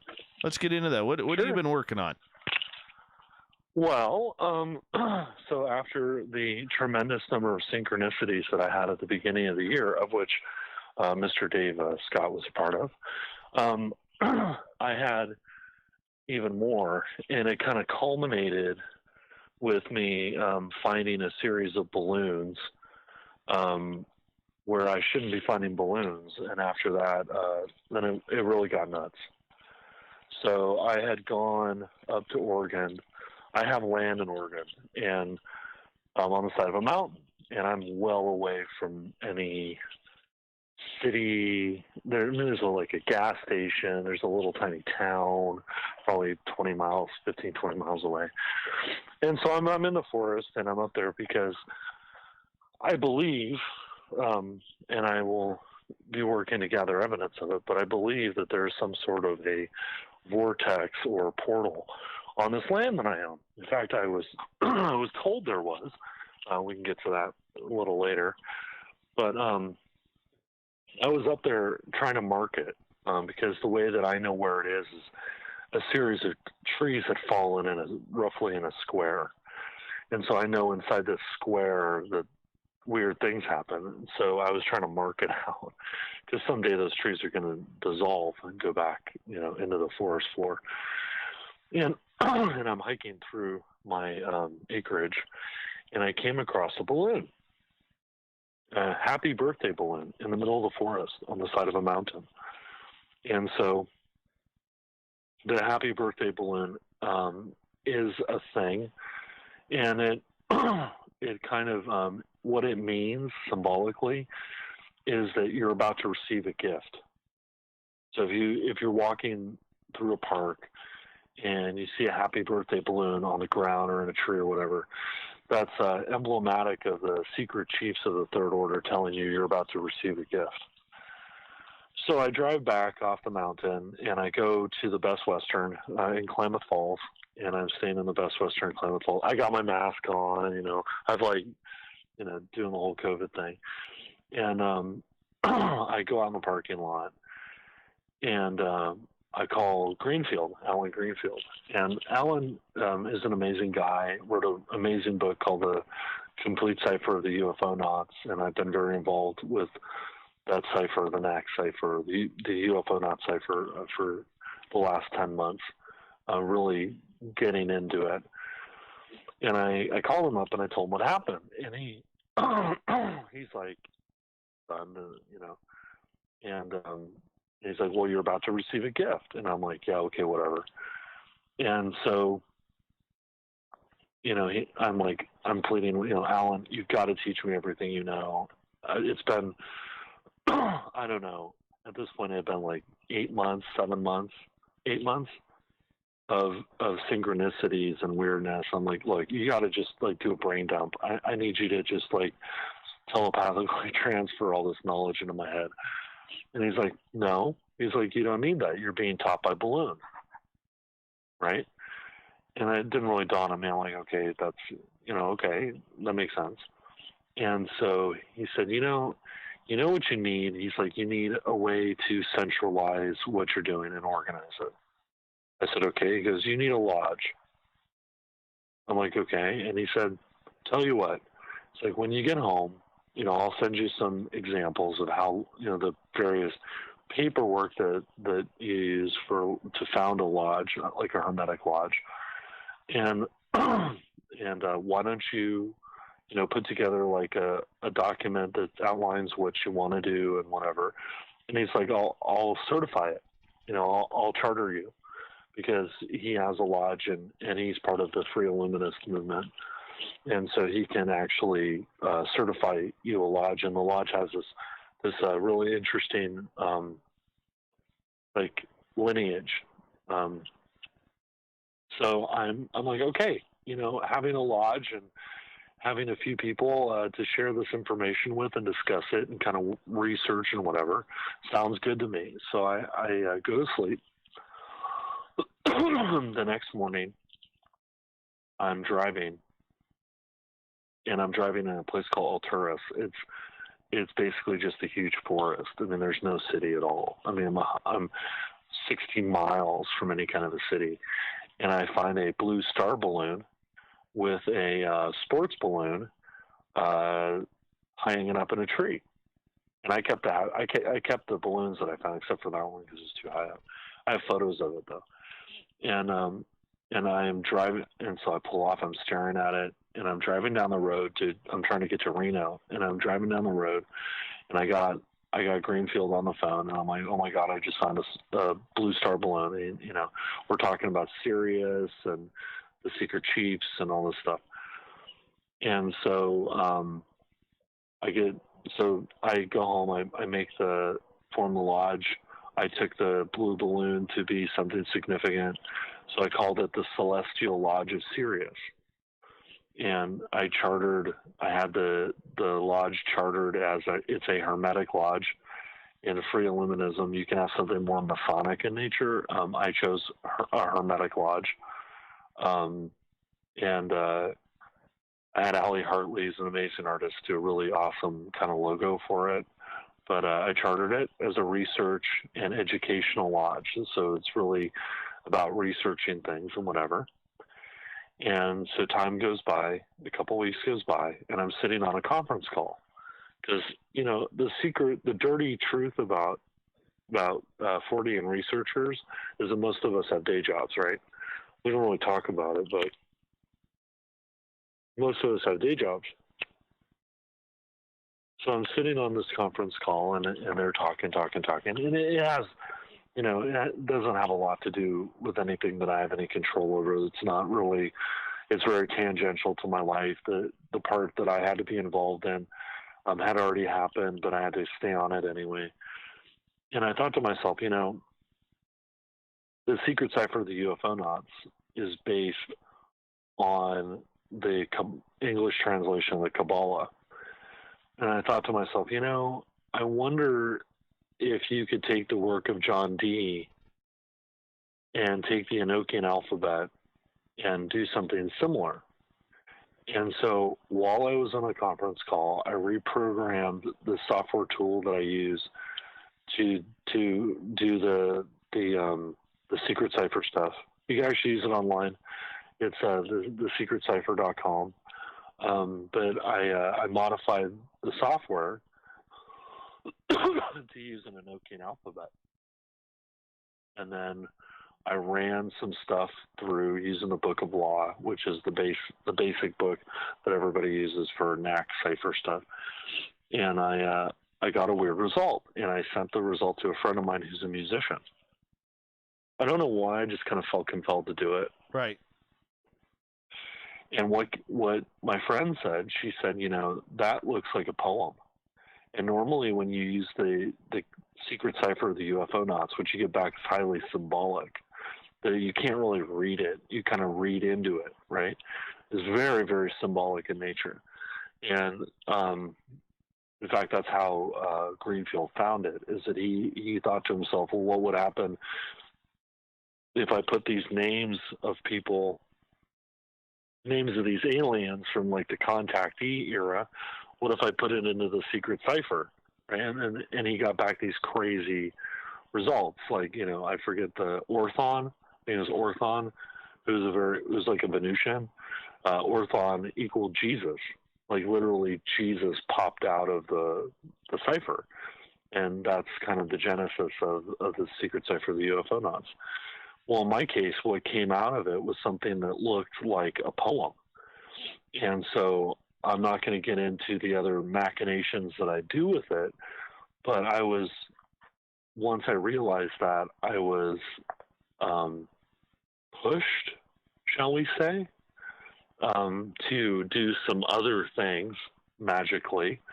And I am now able to go against other books, not the Book of Law. It actually, oddly enough, it told me one of the early things that I got out of it was, don't use the Book of Law.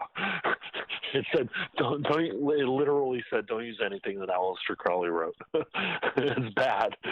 It literally said that. So I use books written by John Dee, and the results are pretty scary, accurate. So I've been since then I've been using this Enochian cipher. I'm trying to come up with a better name for it because it's not really accurate, but I use basically what I've been calling the Enochian cipher to try to try to get messages out of it, ask it questions and get results. And I was able to finally determine who I'm dealing with in the secret chiefs, and who the benefactor is beyond the secret chiefs, because the secret chiefs are intermediaries. So they themselves are ascended masters, so to speak, and they'll use a go-between sometimes, because if they deal with you directly, it's very strange. But beyond the secret chiefs, there are more entities that can go through the secret chiefs to get to you. So I was finally able to identify who my secret chief is and who my benefactor is, so to speak. And it was pretty shocking. Okay, so for people who may not understand how the secret cipher works. One last thing. Yeah. So right after I did that, I drove down to, I'm in shock, and I drive down to the Quick Stop. It's like 7-Eleven, and I go down there, and I'm about to drive home. It's 3 minutes from my house. I'm about to drive home, and there's a congratulations graduate 2020 balloon like hanging on the ground. And I called up Greenfield. I'll see you graduated. You don't need my help. Well, I do need his help, but you figured it out. It's crazy. All right, go ahead. So for people who don't know how the secret cipher works, how does it work? So basically, it uses the new Aeon English Kabbalah, the NAC, and what it is based on is a cipher in the Book of Law, where when Iwas communicated to Crowley the Book of Law, he said there's a cipher in it. And back in the 70s, somebody realized what that cipher was.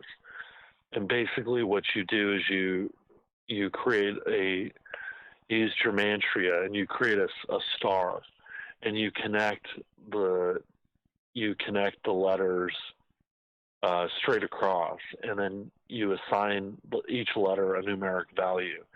And I forget the guy's name, but what he knew at the time was ALW.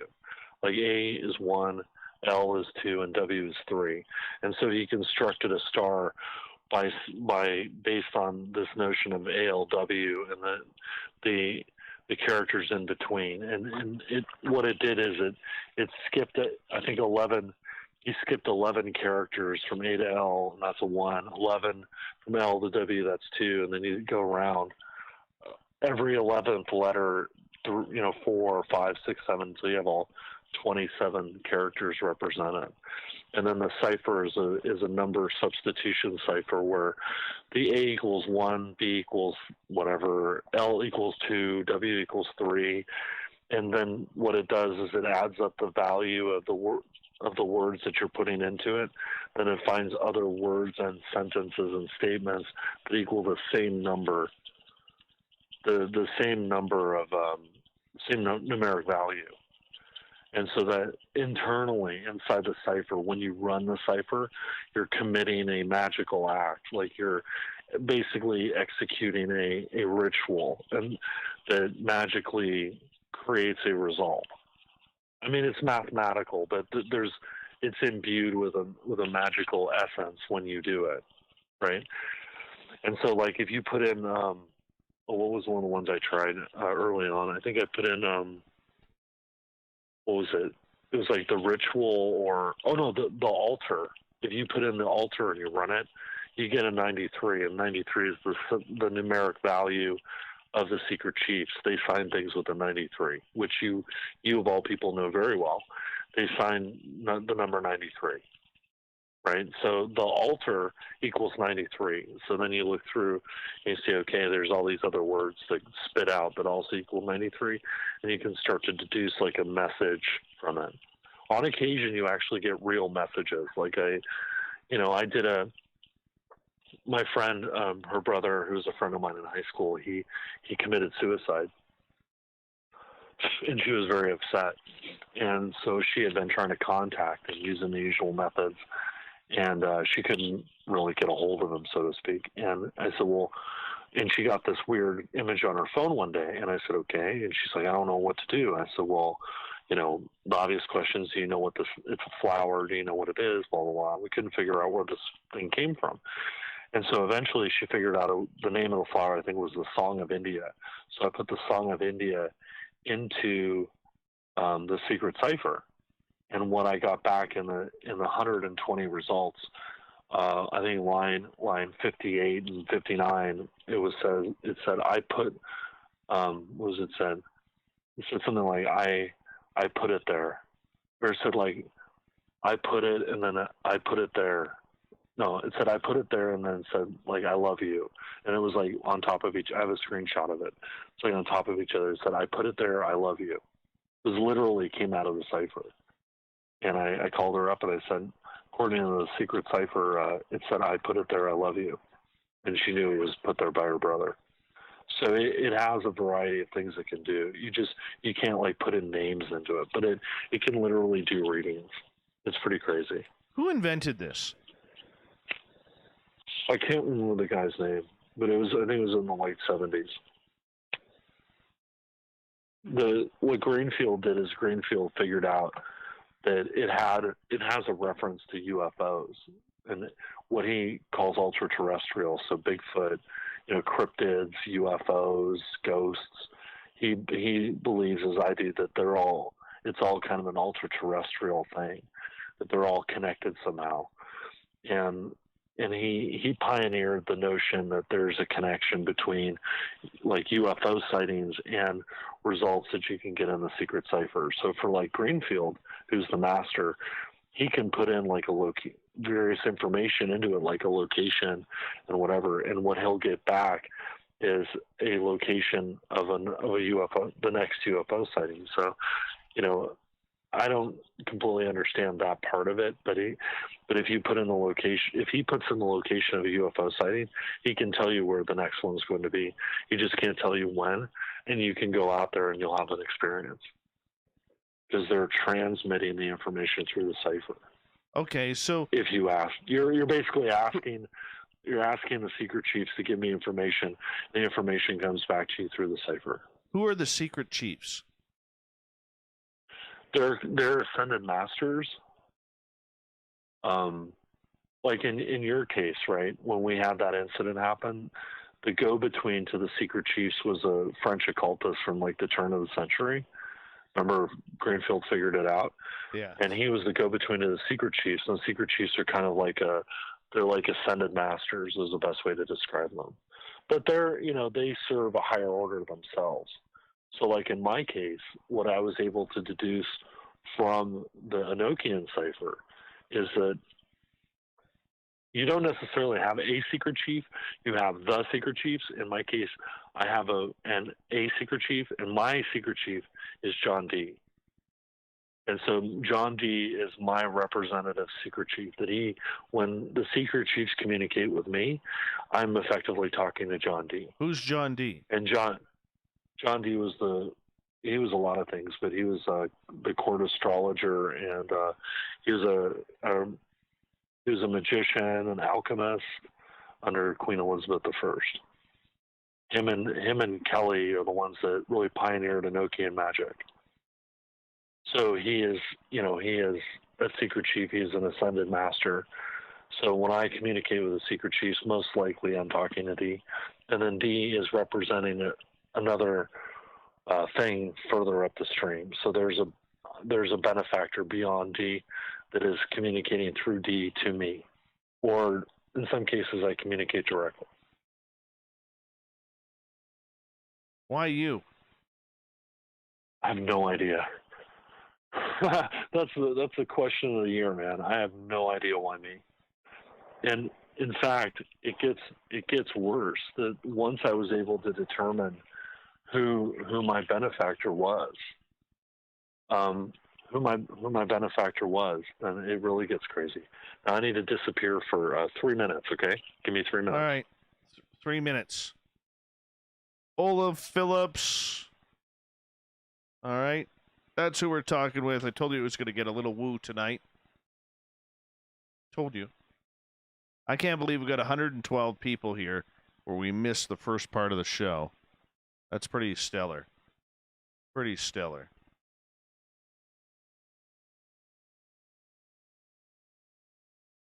I am hungry.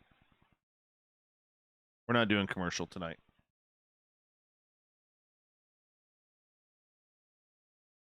Hungry. That's why I'm eating my pen right now.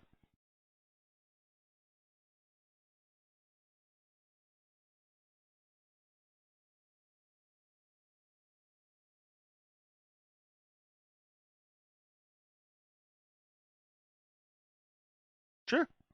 Could do that. Okay, I'm back. You're less than 3 minutes, so you need to Wow. disappear for a little bit. Okay, so here's where it gets really strange.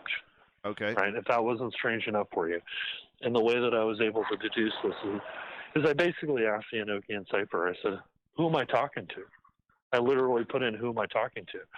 And I got back about a 6-sentence response that was fairly clear. I don't have it handy or I'd read it to you, but basically because I'm using Enochian magic here, so I'm using angel magic. Right. Okay. So there's me, then the secret chief is D, and I'm communicating with D usually. But sometimes I communicate with my benefactor beyond D, which in this case we were able to determine is an archangel by the name of Aniel. So my benefactor ultimately is the archangel Aniel. And then my secret chief representative, so to speak, is D, and then it comes from me. And Aniel is actually a very interesting archangel. So out of the I think the 7 archangels that exist, Aniel is the archangel of joy, happiness, knowledge, and sexuality, and love. And so early on in the cipher, so I'm a single guy, right? And I have the problems of a single guy, I want to meet somebody.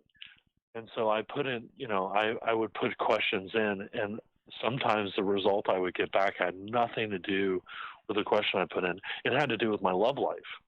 And I'm like, what does this have to do with, I'm not that worried about my love life at the moment. I really want to know an answer to XYZ question. But what I got back was, in one case, it literally said, don't worry about your love life. We know that you had something happen and it was sad and you were sad about it, but don't sweat it. We got this under control. Just trust us and it'll all work out. Then another time, you know, I had I had gone out on a date because I'm a single guy. I'm a human being. I went out on a date, and there was a very specific thing that I liked about this one particular lady, and She made good tacos, didn't she? No, it was actually about her hair, oddly. Oh. But it actually Makes referenced sense. in the result. It referenced in the result. Don't worry about women right now. You know, don't. We know you're attracted to this, and you like this and this and their hair. Don't worry about that. Just focus on the cipher. And then when you get a message like that that's literally readable, I mean, the way that Greenfield described it to me is that at this point, the results that I get out of the secret cipher or the Enochian cipher are as good as what you get from a trance medium. And I'm not in a trance, and I'm not a medium, but I'm getting something equivalent to what a trance medium would get, but I'm getting it through a cipher, which is impossible. It's insane. The secret cipher, the UFO nuts, does not work that way. It's a completely symbolic system, and it takes months and months, if not years, to understand its structure, like the way that it talks to you. In this case, I could give you the result even without cleaning it up, because obviously parts of it are in Latin and parts of it are in English. Even without translating it, you get a rough idea. You could literally read it right out of the cipher and be like, okay, I get it. Really? How's that for woo? Yeah. That's big time woo. Big time woo. Yeah. And I'm a perfectly rational person. I was like, no. And then I put something else, and it's like, yes. I mean, it almost got to a point where I was running these questions into the cipher, and it was like I was having a conversation with it. It was that bad. So that's led to all kinds of things. So at this point, I have some help. I have a magical partner that I work with on this stuff, and we've started to build out the lodge and to figure out how the lodge is going to operate. And we're going to very soon, we're going to be invoking the lodge, making it a thing magically, and then dedicating it to NEL as our benefactor, the benefactor of the lodge being NEL. And NEL is fascinating. Well, I had all these synchronicities with emeralds. Remember I told you about that? Yes. My friend lives on Emerald Drive. Everybody I know that their favorite stone is an emerald. Well, it turns out that the emerald, and there was even this whole thing with Crowley and emeralds. Well, it turns out that the stone that represents NEL is the emerald. Which is also a Gemini, which I am. Hey, Derek. 1 second. Hey, Derek. We are in woo time right now. We are getting closer to peak woo, so I hope you're enjoying it. I think we're at peak woo. Yeah, I think we're totally. I'm talking to an archangel. I think we're at peak woo. yeah, Derek. If you're just tuning in, we've just officially hit peak woo. But the thing that came back to me from it, right, is that I went through a time in my life where I was pretty much an atheist, and mostly I've been an agnostic. I've always believed in magic, right? And, at this point, it's like, not only do I believe that magic is real, functional, right? But, it's demonstrative. Like, I can see it. Like, I can do stuff with it, and I'm learning. I'm trying to, spread the love and trying to share what I figured out, which was actually what I was literally told to do. I mean, the cipher response will literally be like, this is meant to be shared. It will literally say, this is meant to be shared. So I will. All right. So when you're doing this cipher, can anybody do it? Is there like a computer program? Yeah. So if you want to use a secret cipher of the UFO knots, that is thesecretcipher.com. It's a website that me and Alan set up to support his book. Obviously, you should read the book because it tells you the mechanics of how the secret cipher of the UFO knots works. But yeah, you can use a website and type in a question, and it'll tell you an answer. or type in. The way I think about it is you can type in a question, but you could also like put in metadata, like keywords, and then think of the question, and it still works. So if you want to, if you're like, oh, what color should I, what color dog should I pick out? You can put in colors, animal, dog, pet, and then in your mind think, what color dog should I get? And then it'll give you an answer. I've actually done it. I'm in a tarot group on Facebook. I'm a terrible tarot card reader, but I was trying to help a friend of mine. It's her group and whatever. Well, I said, hey, I feel bad because you guys are all giving tarot readings to each other. I can't do tarot to save my life. How about if I do a secret cipher reading? So I've done about 50 of them, and they're pretty bang on. Like, people come back and they're like, oh my God. There's something in the result that like makes sense to them, or the kind of feeling you get from the result makes sense to them, or something like that. So the secret cipher is very powerful. All right, what's the website for that? thesecretcipher.com.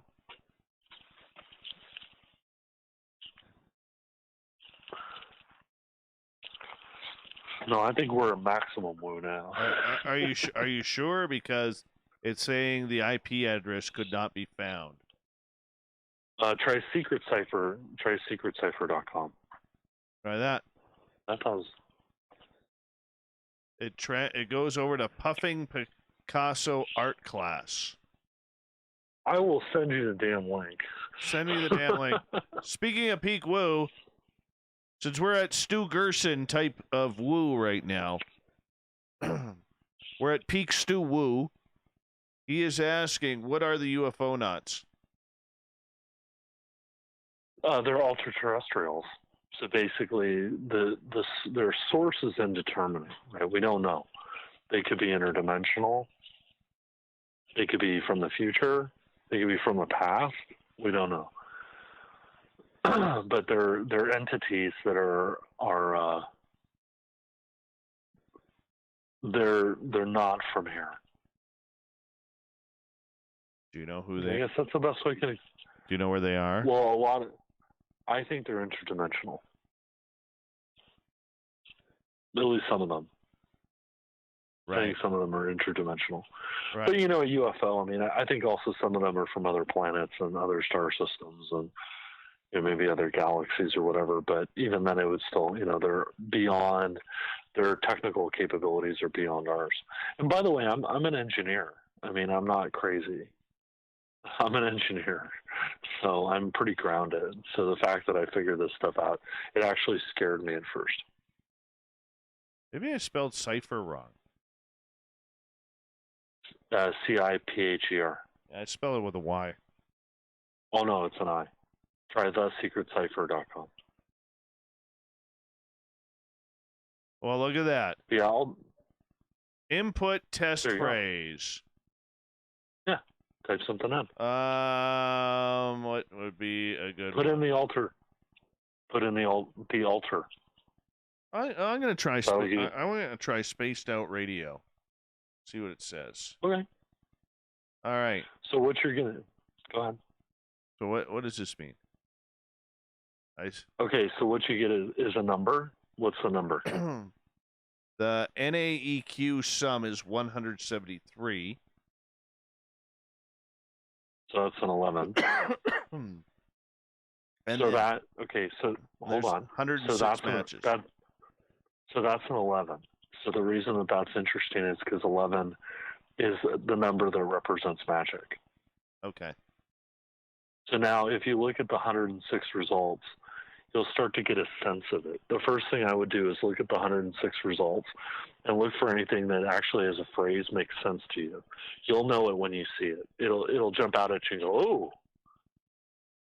So look through them and then see if something jumps out at you and you go, oh, whoa. Do I read it in order? Yeah. Okay, so just go down the list.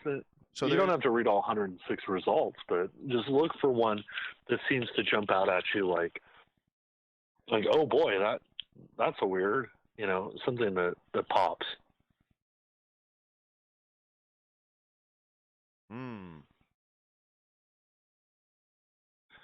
The other thing you'll start to get is a sense of like the feeling of it, right? So you'll see phrases, and those phrases kind of give you a feeling, like they're positive or they're negative. You kind of get a positive and negative feeling, but based on, if you see a lot of like negative words, then it's a more negative result. Right. And you'll see combinations of words that actually spell out almost like a sentence, and you can kind of deduce from that what it's trying to say.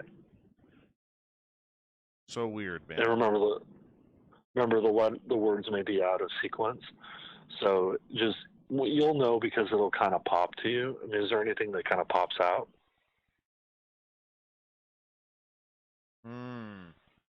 I'm going to be honest with you, Olav, not really.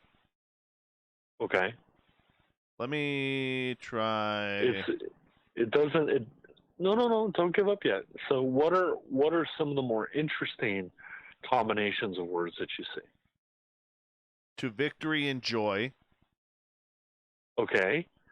So that could be symbolic of, spaced out radio is currently having some sort of a challenge, and it's saying that you'll overcome that challenge and you'll be very happy when you're done. You see how it works? It's symbolic. What's another one that kind of pops out at you? Who be hermits? Oh, that I don't know. Well, you asked. You'd have to, yeah, but you have to, some of it, you have to actually like translate. Choose something that's readable. Come on, throw me a bone.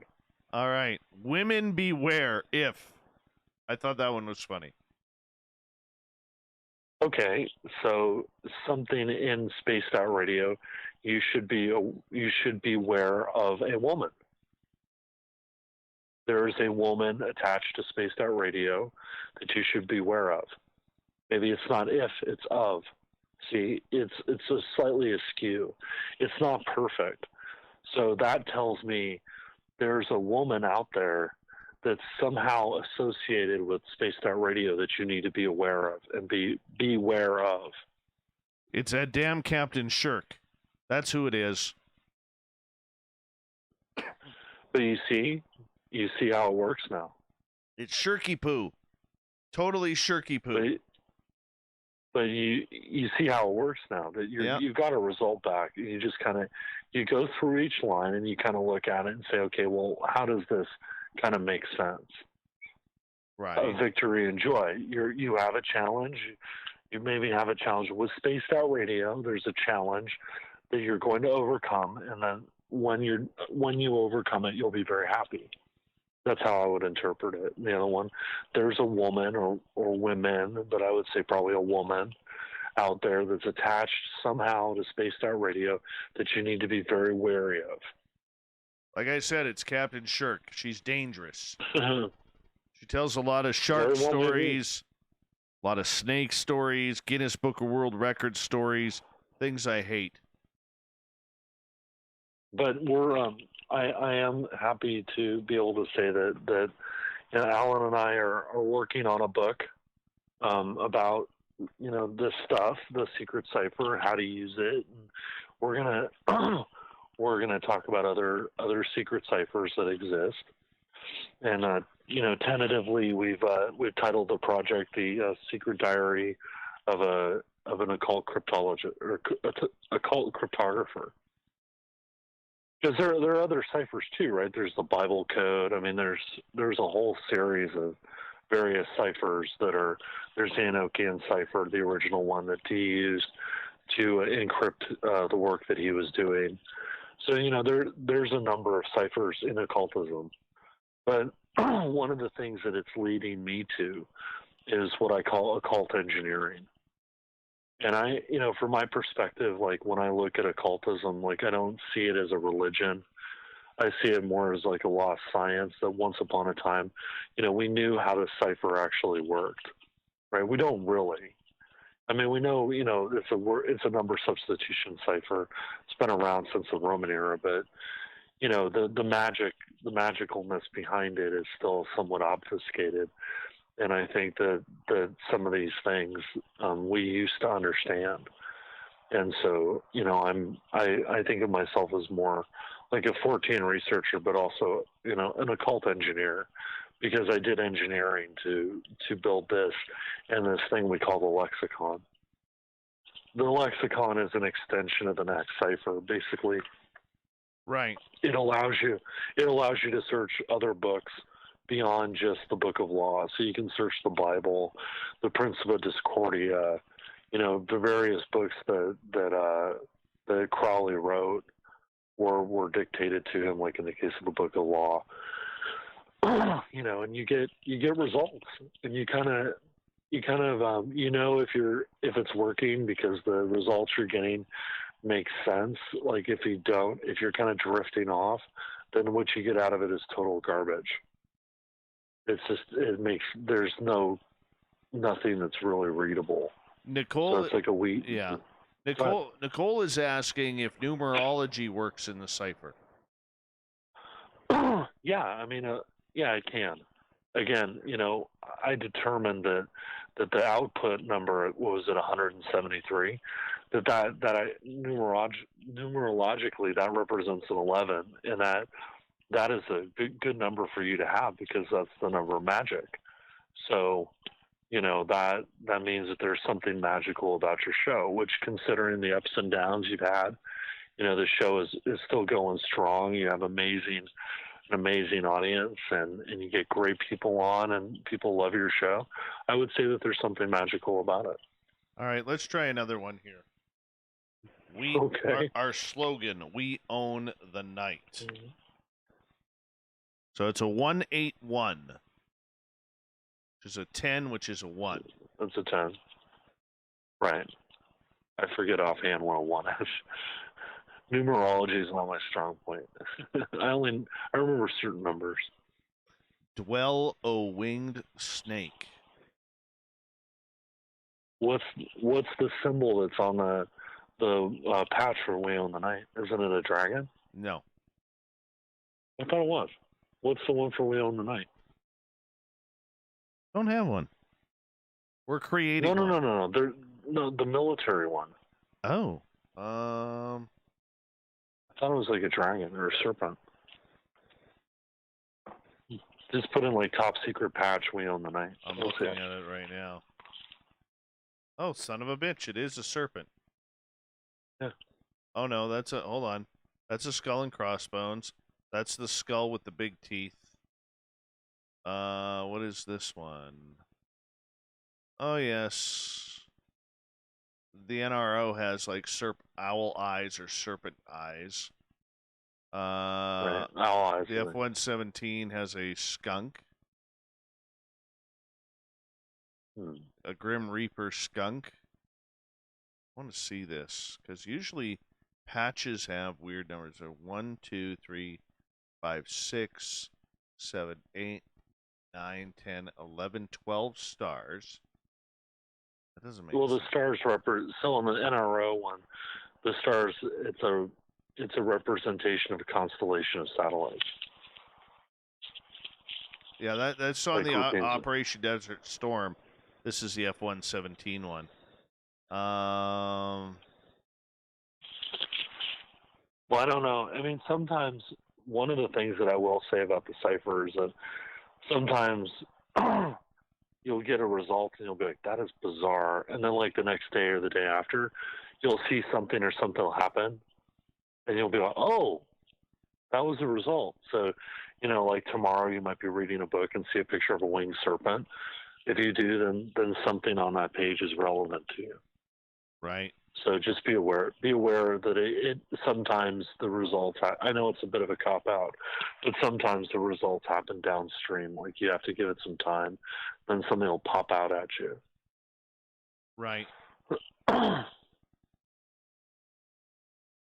I will say that after this shit is real. Like after I figured out the Enochian cipher thing, I swear to God, I was pulling out of the parking lot. There's a graduation 2020 balloon. I called up Alan. I'm like, what the hell? And his result was, see, you graduated. You figured it out. I'm like, okay.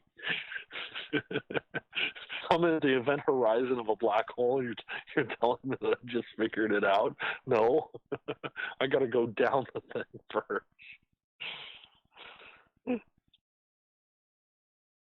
All right.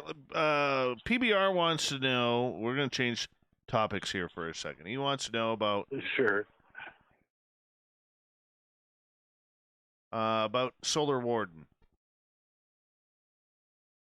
Okay, so Solar Warden. So Solar Warden actually means a few different things. So on one hand, this is the Gary McKinnon thing, where it was called it was like Operation Solar Warden, and there were ships assigned to Solar Warden. And he was finding ships and manifests related to the secret space program, like space cruisers and shit like that. The other one is that I was on Ground Zero one night, and 10 or 15 minutes before the end of the show, this old guy calls in, and he says, I'm an aerospace engineer. I live in the Pacific Northwest, and I worked on a project in the late 70s under Carter. It started under Carter down at Plant 47, I think it was, and he said they were guarded by U.S. Marshals, and the program was called Solar Warden. And what it was a constellation of three satellites. There was two killer satellites using lasers in equatorial orbit around the Earth. And the third satellite was a hunter killer, which was actually mobile, that they could control. And he pointed out he did this in like 78 or 79 before Reagan got elected and launched the Star Wars program. So to me, on one hand, there's the Gary McKinnon story of Solar Warden, and that's the project that these ships operated under, the kind of program name. And then on the other hand, I have this aerospace engineer, very old guy, call up and describe this hunter-killer satellite configuration that was in equatorial orbit around the Earth from the late 70s on. So there are two different kind of balancing Solar Wardens in my life. How real is it? It's creepy, though. How real is it? Well, I'll put it to you this way. Once upon a time, I had a boss, and my boss was Russian, and he was in the Soviet Air Force. Because, in the Soviet Union, you were conscripted in. And after the fall of the Soviet Union, a lot of Russians came to America. They worked in high tech and whatever, and this guy was my boss. And he said, what he said is that he had knowledge of a lot of things within the Soviet Air Force because of where he worked. He worked at a cosmodrome that was a highly classified cosmodrome. And he said the only thing that he would say when I asked him about Star Wars, he said, oh, you guys have it. I know for a fact you have it. I've seen it. He goes, and let me tell you something. For everything that you guys have, we had it too. So you guys had Star Wars, we had it too. And in fact, it's so real that a number of years ago, there was a thing called the Polya skiff that was launched out of Baikonur.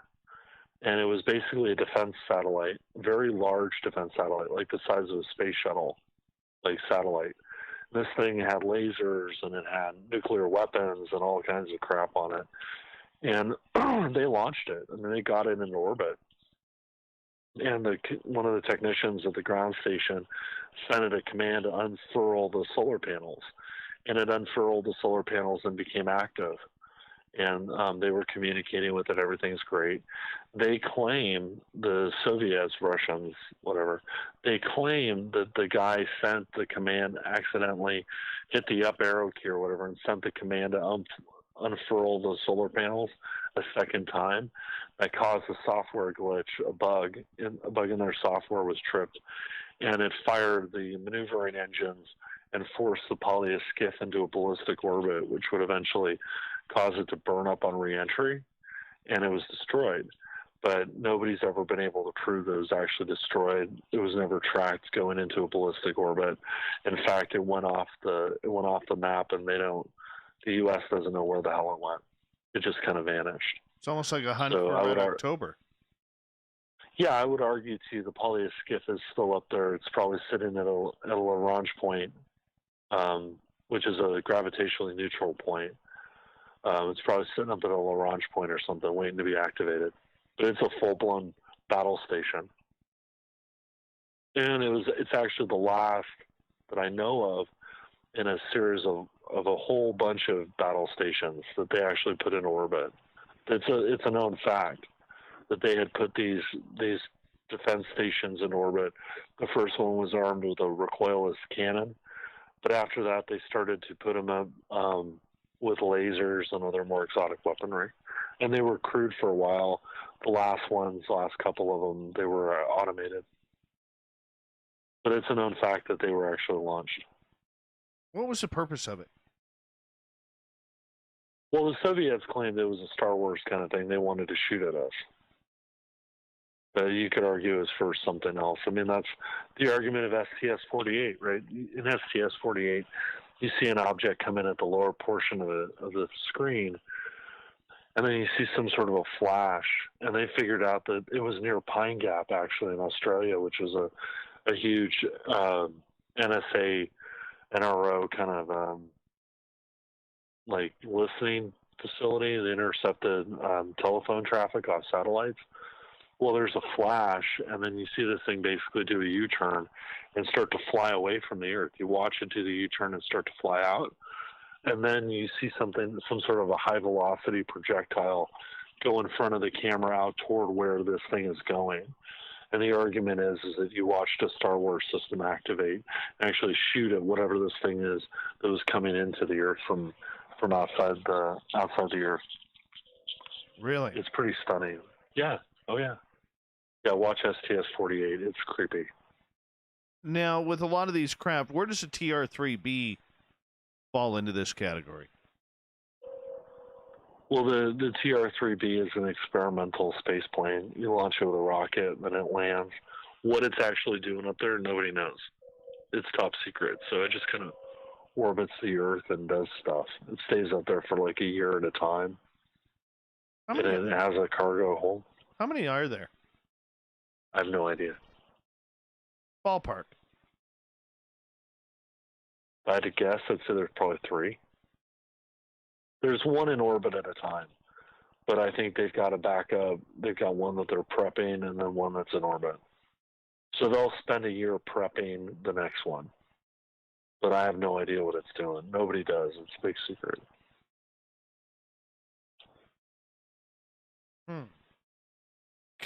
Is it traveling to Mars? No, it's in orbit. You can actually figure out where it is. It's on the satellite trackers. Oh. Yeah, it just rolls over, opens the cargo hold, and just points at the Earth. What it's doing inside that cargo hold, nobody knows. The Air Force knows. They're probably the only ones. No, but how can you track it on a satellite app? Well, because you can see it. I mean, you can see it from the Earth with a telescope. Just like the space station. I mean, it's, if you have a good enough telescope, you could probably see it. Plus, NORAD tracks everything that's over, I think, a foot in length. They have something like 36,000 objects that they track in near-Earth orbit. Right. They track wrenches, debris from launches, because sometimes when the different stages come apart, there are bits of metal that are thrown out. Yeah. So I think they have like 37,000 different objects that they track. Really? Uh-huh. Yeah, because they want to make sure it's not going to collide with satellites and other stuff. Yeah, and I guess that's how they time it out to when everything is going up, right? So that way they get a clear path, right, rather than going through the technical jungle that is the lower orbit of space. Well, it's so bad that if you listen to guys that used to work at Area 51, I forget the guy's name, but he's the president of the Roadrunner Association. He worked on the A-12. Yeah. He'd tell you stories that they basically had like a clock that would be running, and they knew that there would be a satellite pass at a certain time of day.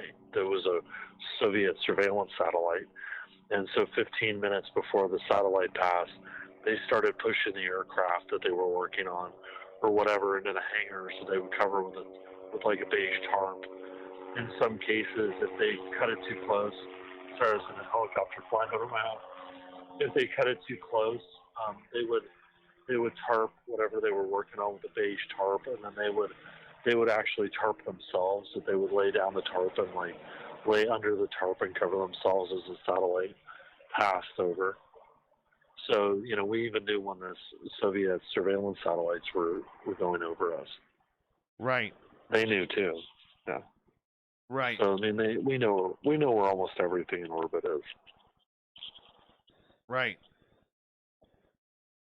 I mean, you have to, right? You have to be able to, you know, back in the old days when there was a space shuttle, you had to be able to call the space shuttle guys and tell them to activate the maneuvering engines to push it up higher so that some debris would go under them. There's a very famous case where they think it was a paint flake, just a paint chip, traveling at a fairly relative speed that hit the windshield of the space shuttle and took a 3-inch chunk out of the armored glass. So, you know, they try to track everything. You don't want to be hit by a wrench that's orbiting the Earth. It'll puncture whatever you're working on, blow it apart. Especially at 26,000 miles an hour or whatever it's flying at. Yeah. Well, that's why one of the SDI initiatives was something called Brilliant Pebbles, and basically what it was is a shotgun shell, and this big shotgun shell that would fire these pellets that are like, you know, different sizes, you know, whether the size of marbles or the size of like softballs or golf balls. I think the one that was routinely discussed was either golf balls or like bearings, and it would fire it in a cloud toward an oncoming missile. And the idea was that when the cloud of pellets hit the missile, right, that it would actually shred the missile, blow it apart in orbit, so it wouldn't detonate. Because if you blow it apart, you know, blow the launch vehicle up, blow it into chunks and pieces, then, you know, the nuclear device wouldn't detonate; it would just be shredded. But that causes a problem because then you've got this cloud of BBs flying around the Earth at 27,000 miles an hour. That's the whole thing about gravity. If you watch the movie Gravity, that these two satellites collide and it creates like a cloud of debris, and they can track the debris as it's flying around, and you have 90 minutes before it's going to come back around and hit you. And so she's trying to get out of orbit effectively before it hits her. She's on the space station trying to find the Soyuz emergency Soyuz pod so she can go back to Earth before this cloud of debris, you know, effectively vaporizes the Mir station that she's on. By the way, the Soviet battle stations were called the Almaz, if you want to look it up. And we had something called the MOL, the MOL. Interesting. Well, this stuff's real. I mean, it's absolutely real. Oh, I agree with you, my friend. I'm gonna let you go because you were only supposed to be here until about 11:30, man. What time is it now? 11:50. Oh boy. Okay. I know. Well, we get going, and you know we're on peak woo. All right, we'll go to the top of the hour because this is usually where I gotta start winding things up, anyways, and I got a bunch of editing and stuff that I need to do in order to send a show off to the radio station so they actually have programming for tomorrow. But at any point, getting back to the original topic that we were discussing, sure, with the Space Force, with you know, the Intelligence Committee trying to figure out what the hell they're going to do with the UAP phenomena. All right, at any point in time, do you see us getting into the type of knowledge publicly of some of the toys that we've had or currently have? Oh yeah, I think that's the entire point of the Space Force. I think they're going to truck out a space plane that's 15 years old and say, "Look at this." And I think this investigation into UAPs, I think this is going to be another blue book kind of stunt where it's like, we're going to explain this stuff away. Because, you know, some of the UAPs are drones. They're Russian drones, Chinese drones, you know, whatever, North Korean drones, who knows. But no, I think it's all a smokescreen. They're gonna, you know, they're gonna truck out some super cool looking wedge-shaped aircraft that can go suborbital, and they're gonna say, look at this. This is American ingenuity. I think that's why they're doing it. Really? Because too many people are asking too many questions. Like the whole UFO thing has become so mainstream now. You know, that there are too many people asking too many questions. I mean, who was it? Who was it? The actor that saw the Phoenix Lights? He's a pilot. Kurt Russell.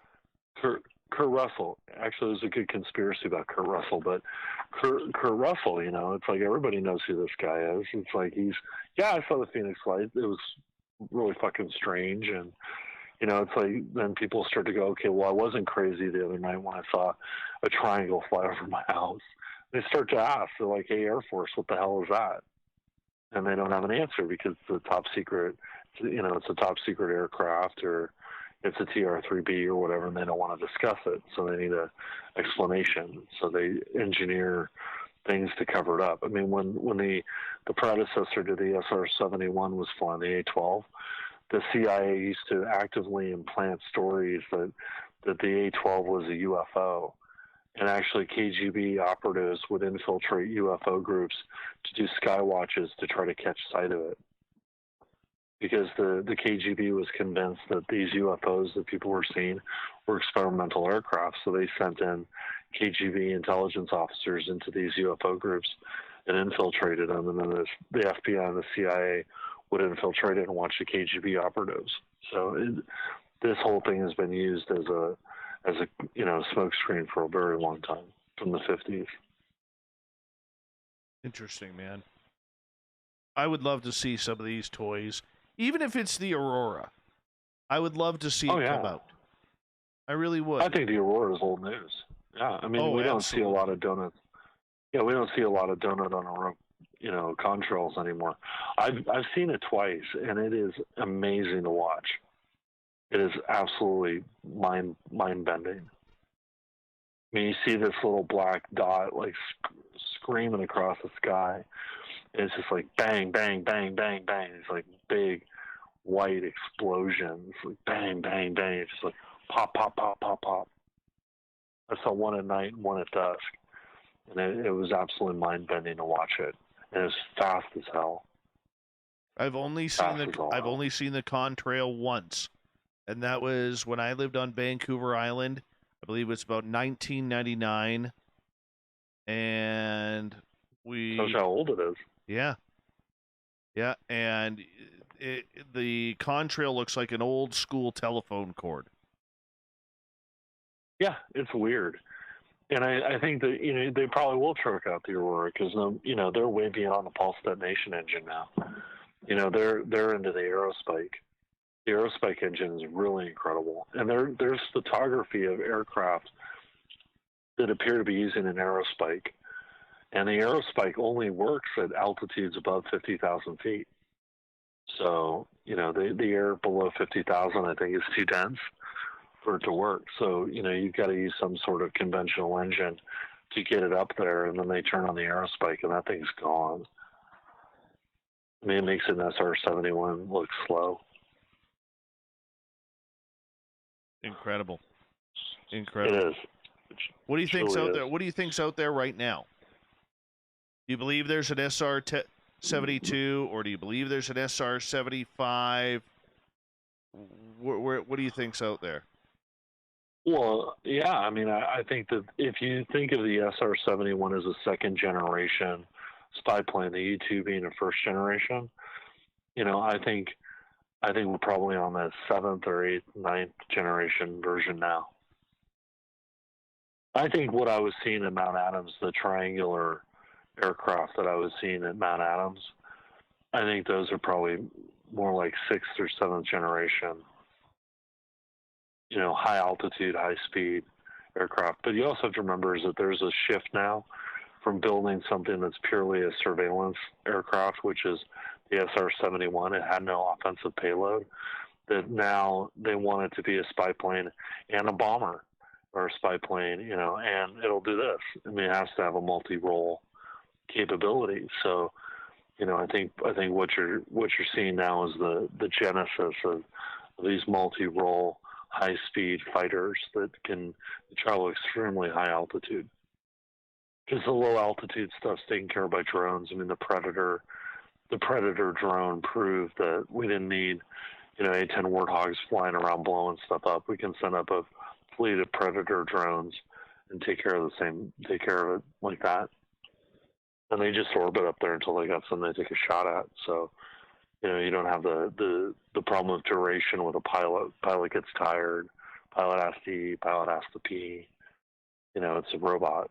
So I think the high altitude stuff is multi-role and very, very sophisticated. Where are they hiding these craft, man? That's a great question. I mean, I really don't know. I mean, obviously, a lot of this stuff, comes out of Area 51 or I think it's Plant 47. The Antelope Valley is very active with weird stuff flying out of it. A lot of the conventional places where the SR-71 was, they're now flying U-2s and other stuff. So I think you're looking at, I think Area 51 is probably the home for a bunch of it. Maybe S4, I don't know. But I mean, it wouldn't be very hard for them to build stuff out in the desert. We don't know about it. What about a place like Edwards or Wright-Patterson?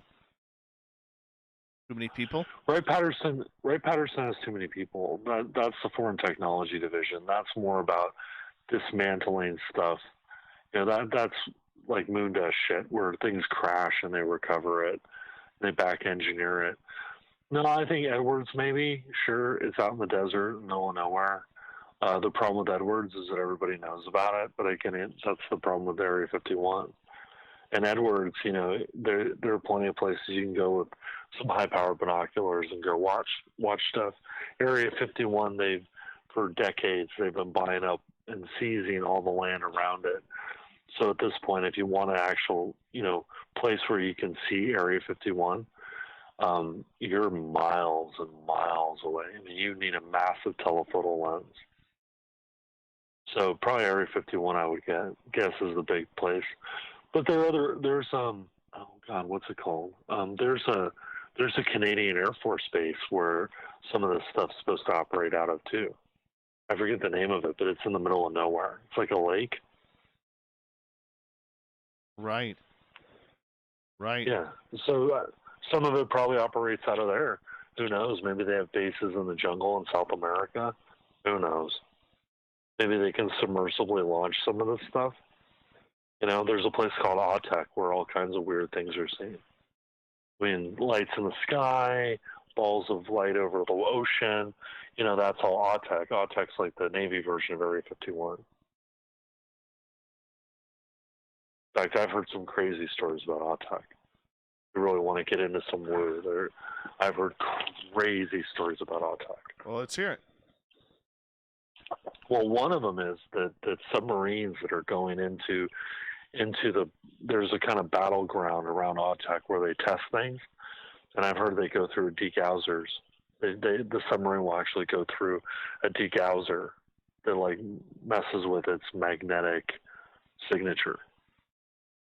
There's one in Autek, and these subs will go through this degauser. Exactly why you go through the degauser, I have no idea. But there's actually an underwater degauser that they go through, which changes their magnetic properties. But I think they submersively launch stuff at Autek. My friend, I'm going to call it the night here because all right. I do got to get to bed here in the morning and get up in the morning with my son for school and everything. But little SOR. I apologize, man, for the snafu for tonight, and it was a good show, I think. Oh yeah, we had fun for sure. We had fun. How's the chat room doing? There's still over 100 people in there. Right on. Yeah, but well, I try to be entertaining. You always are. We'll do a real show here very soon. Okay.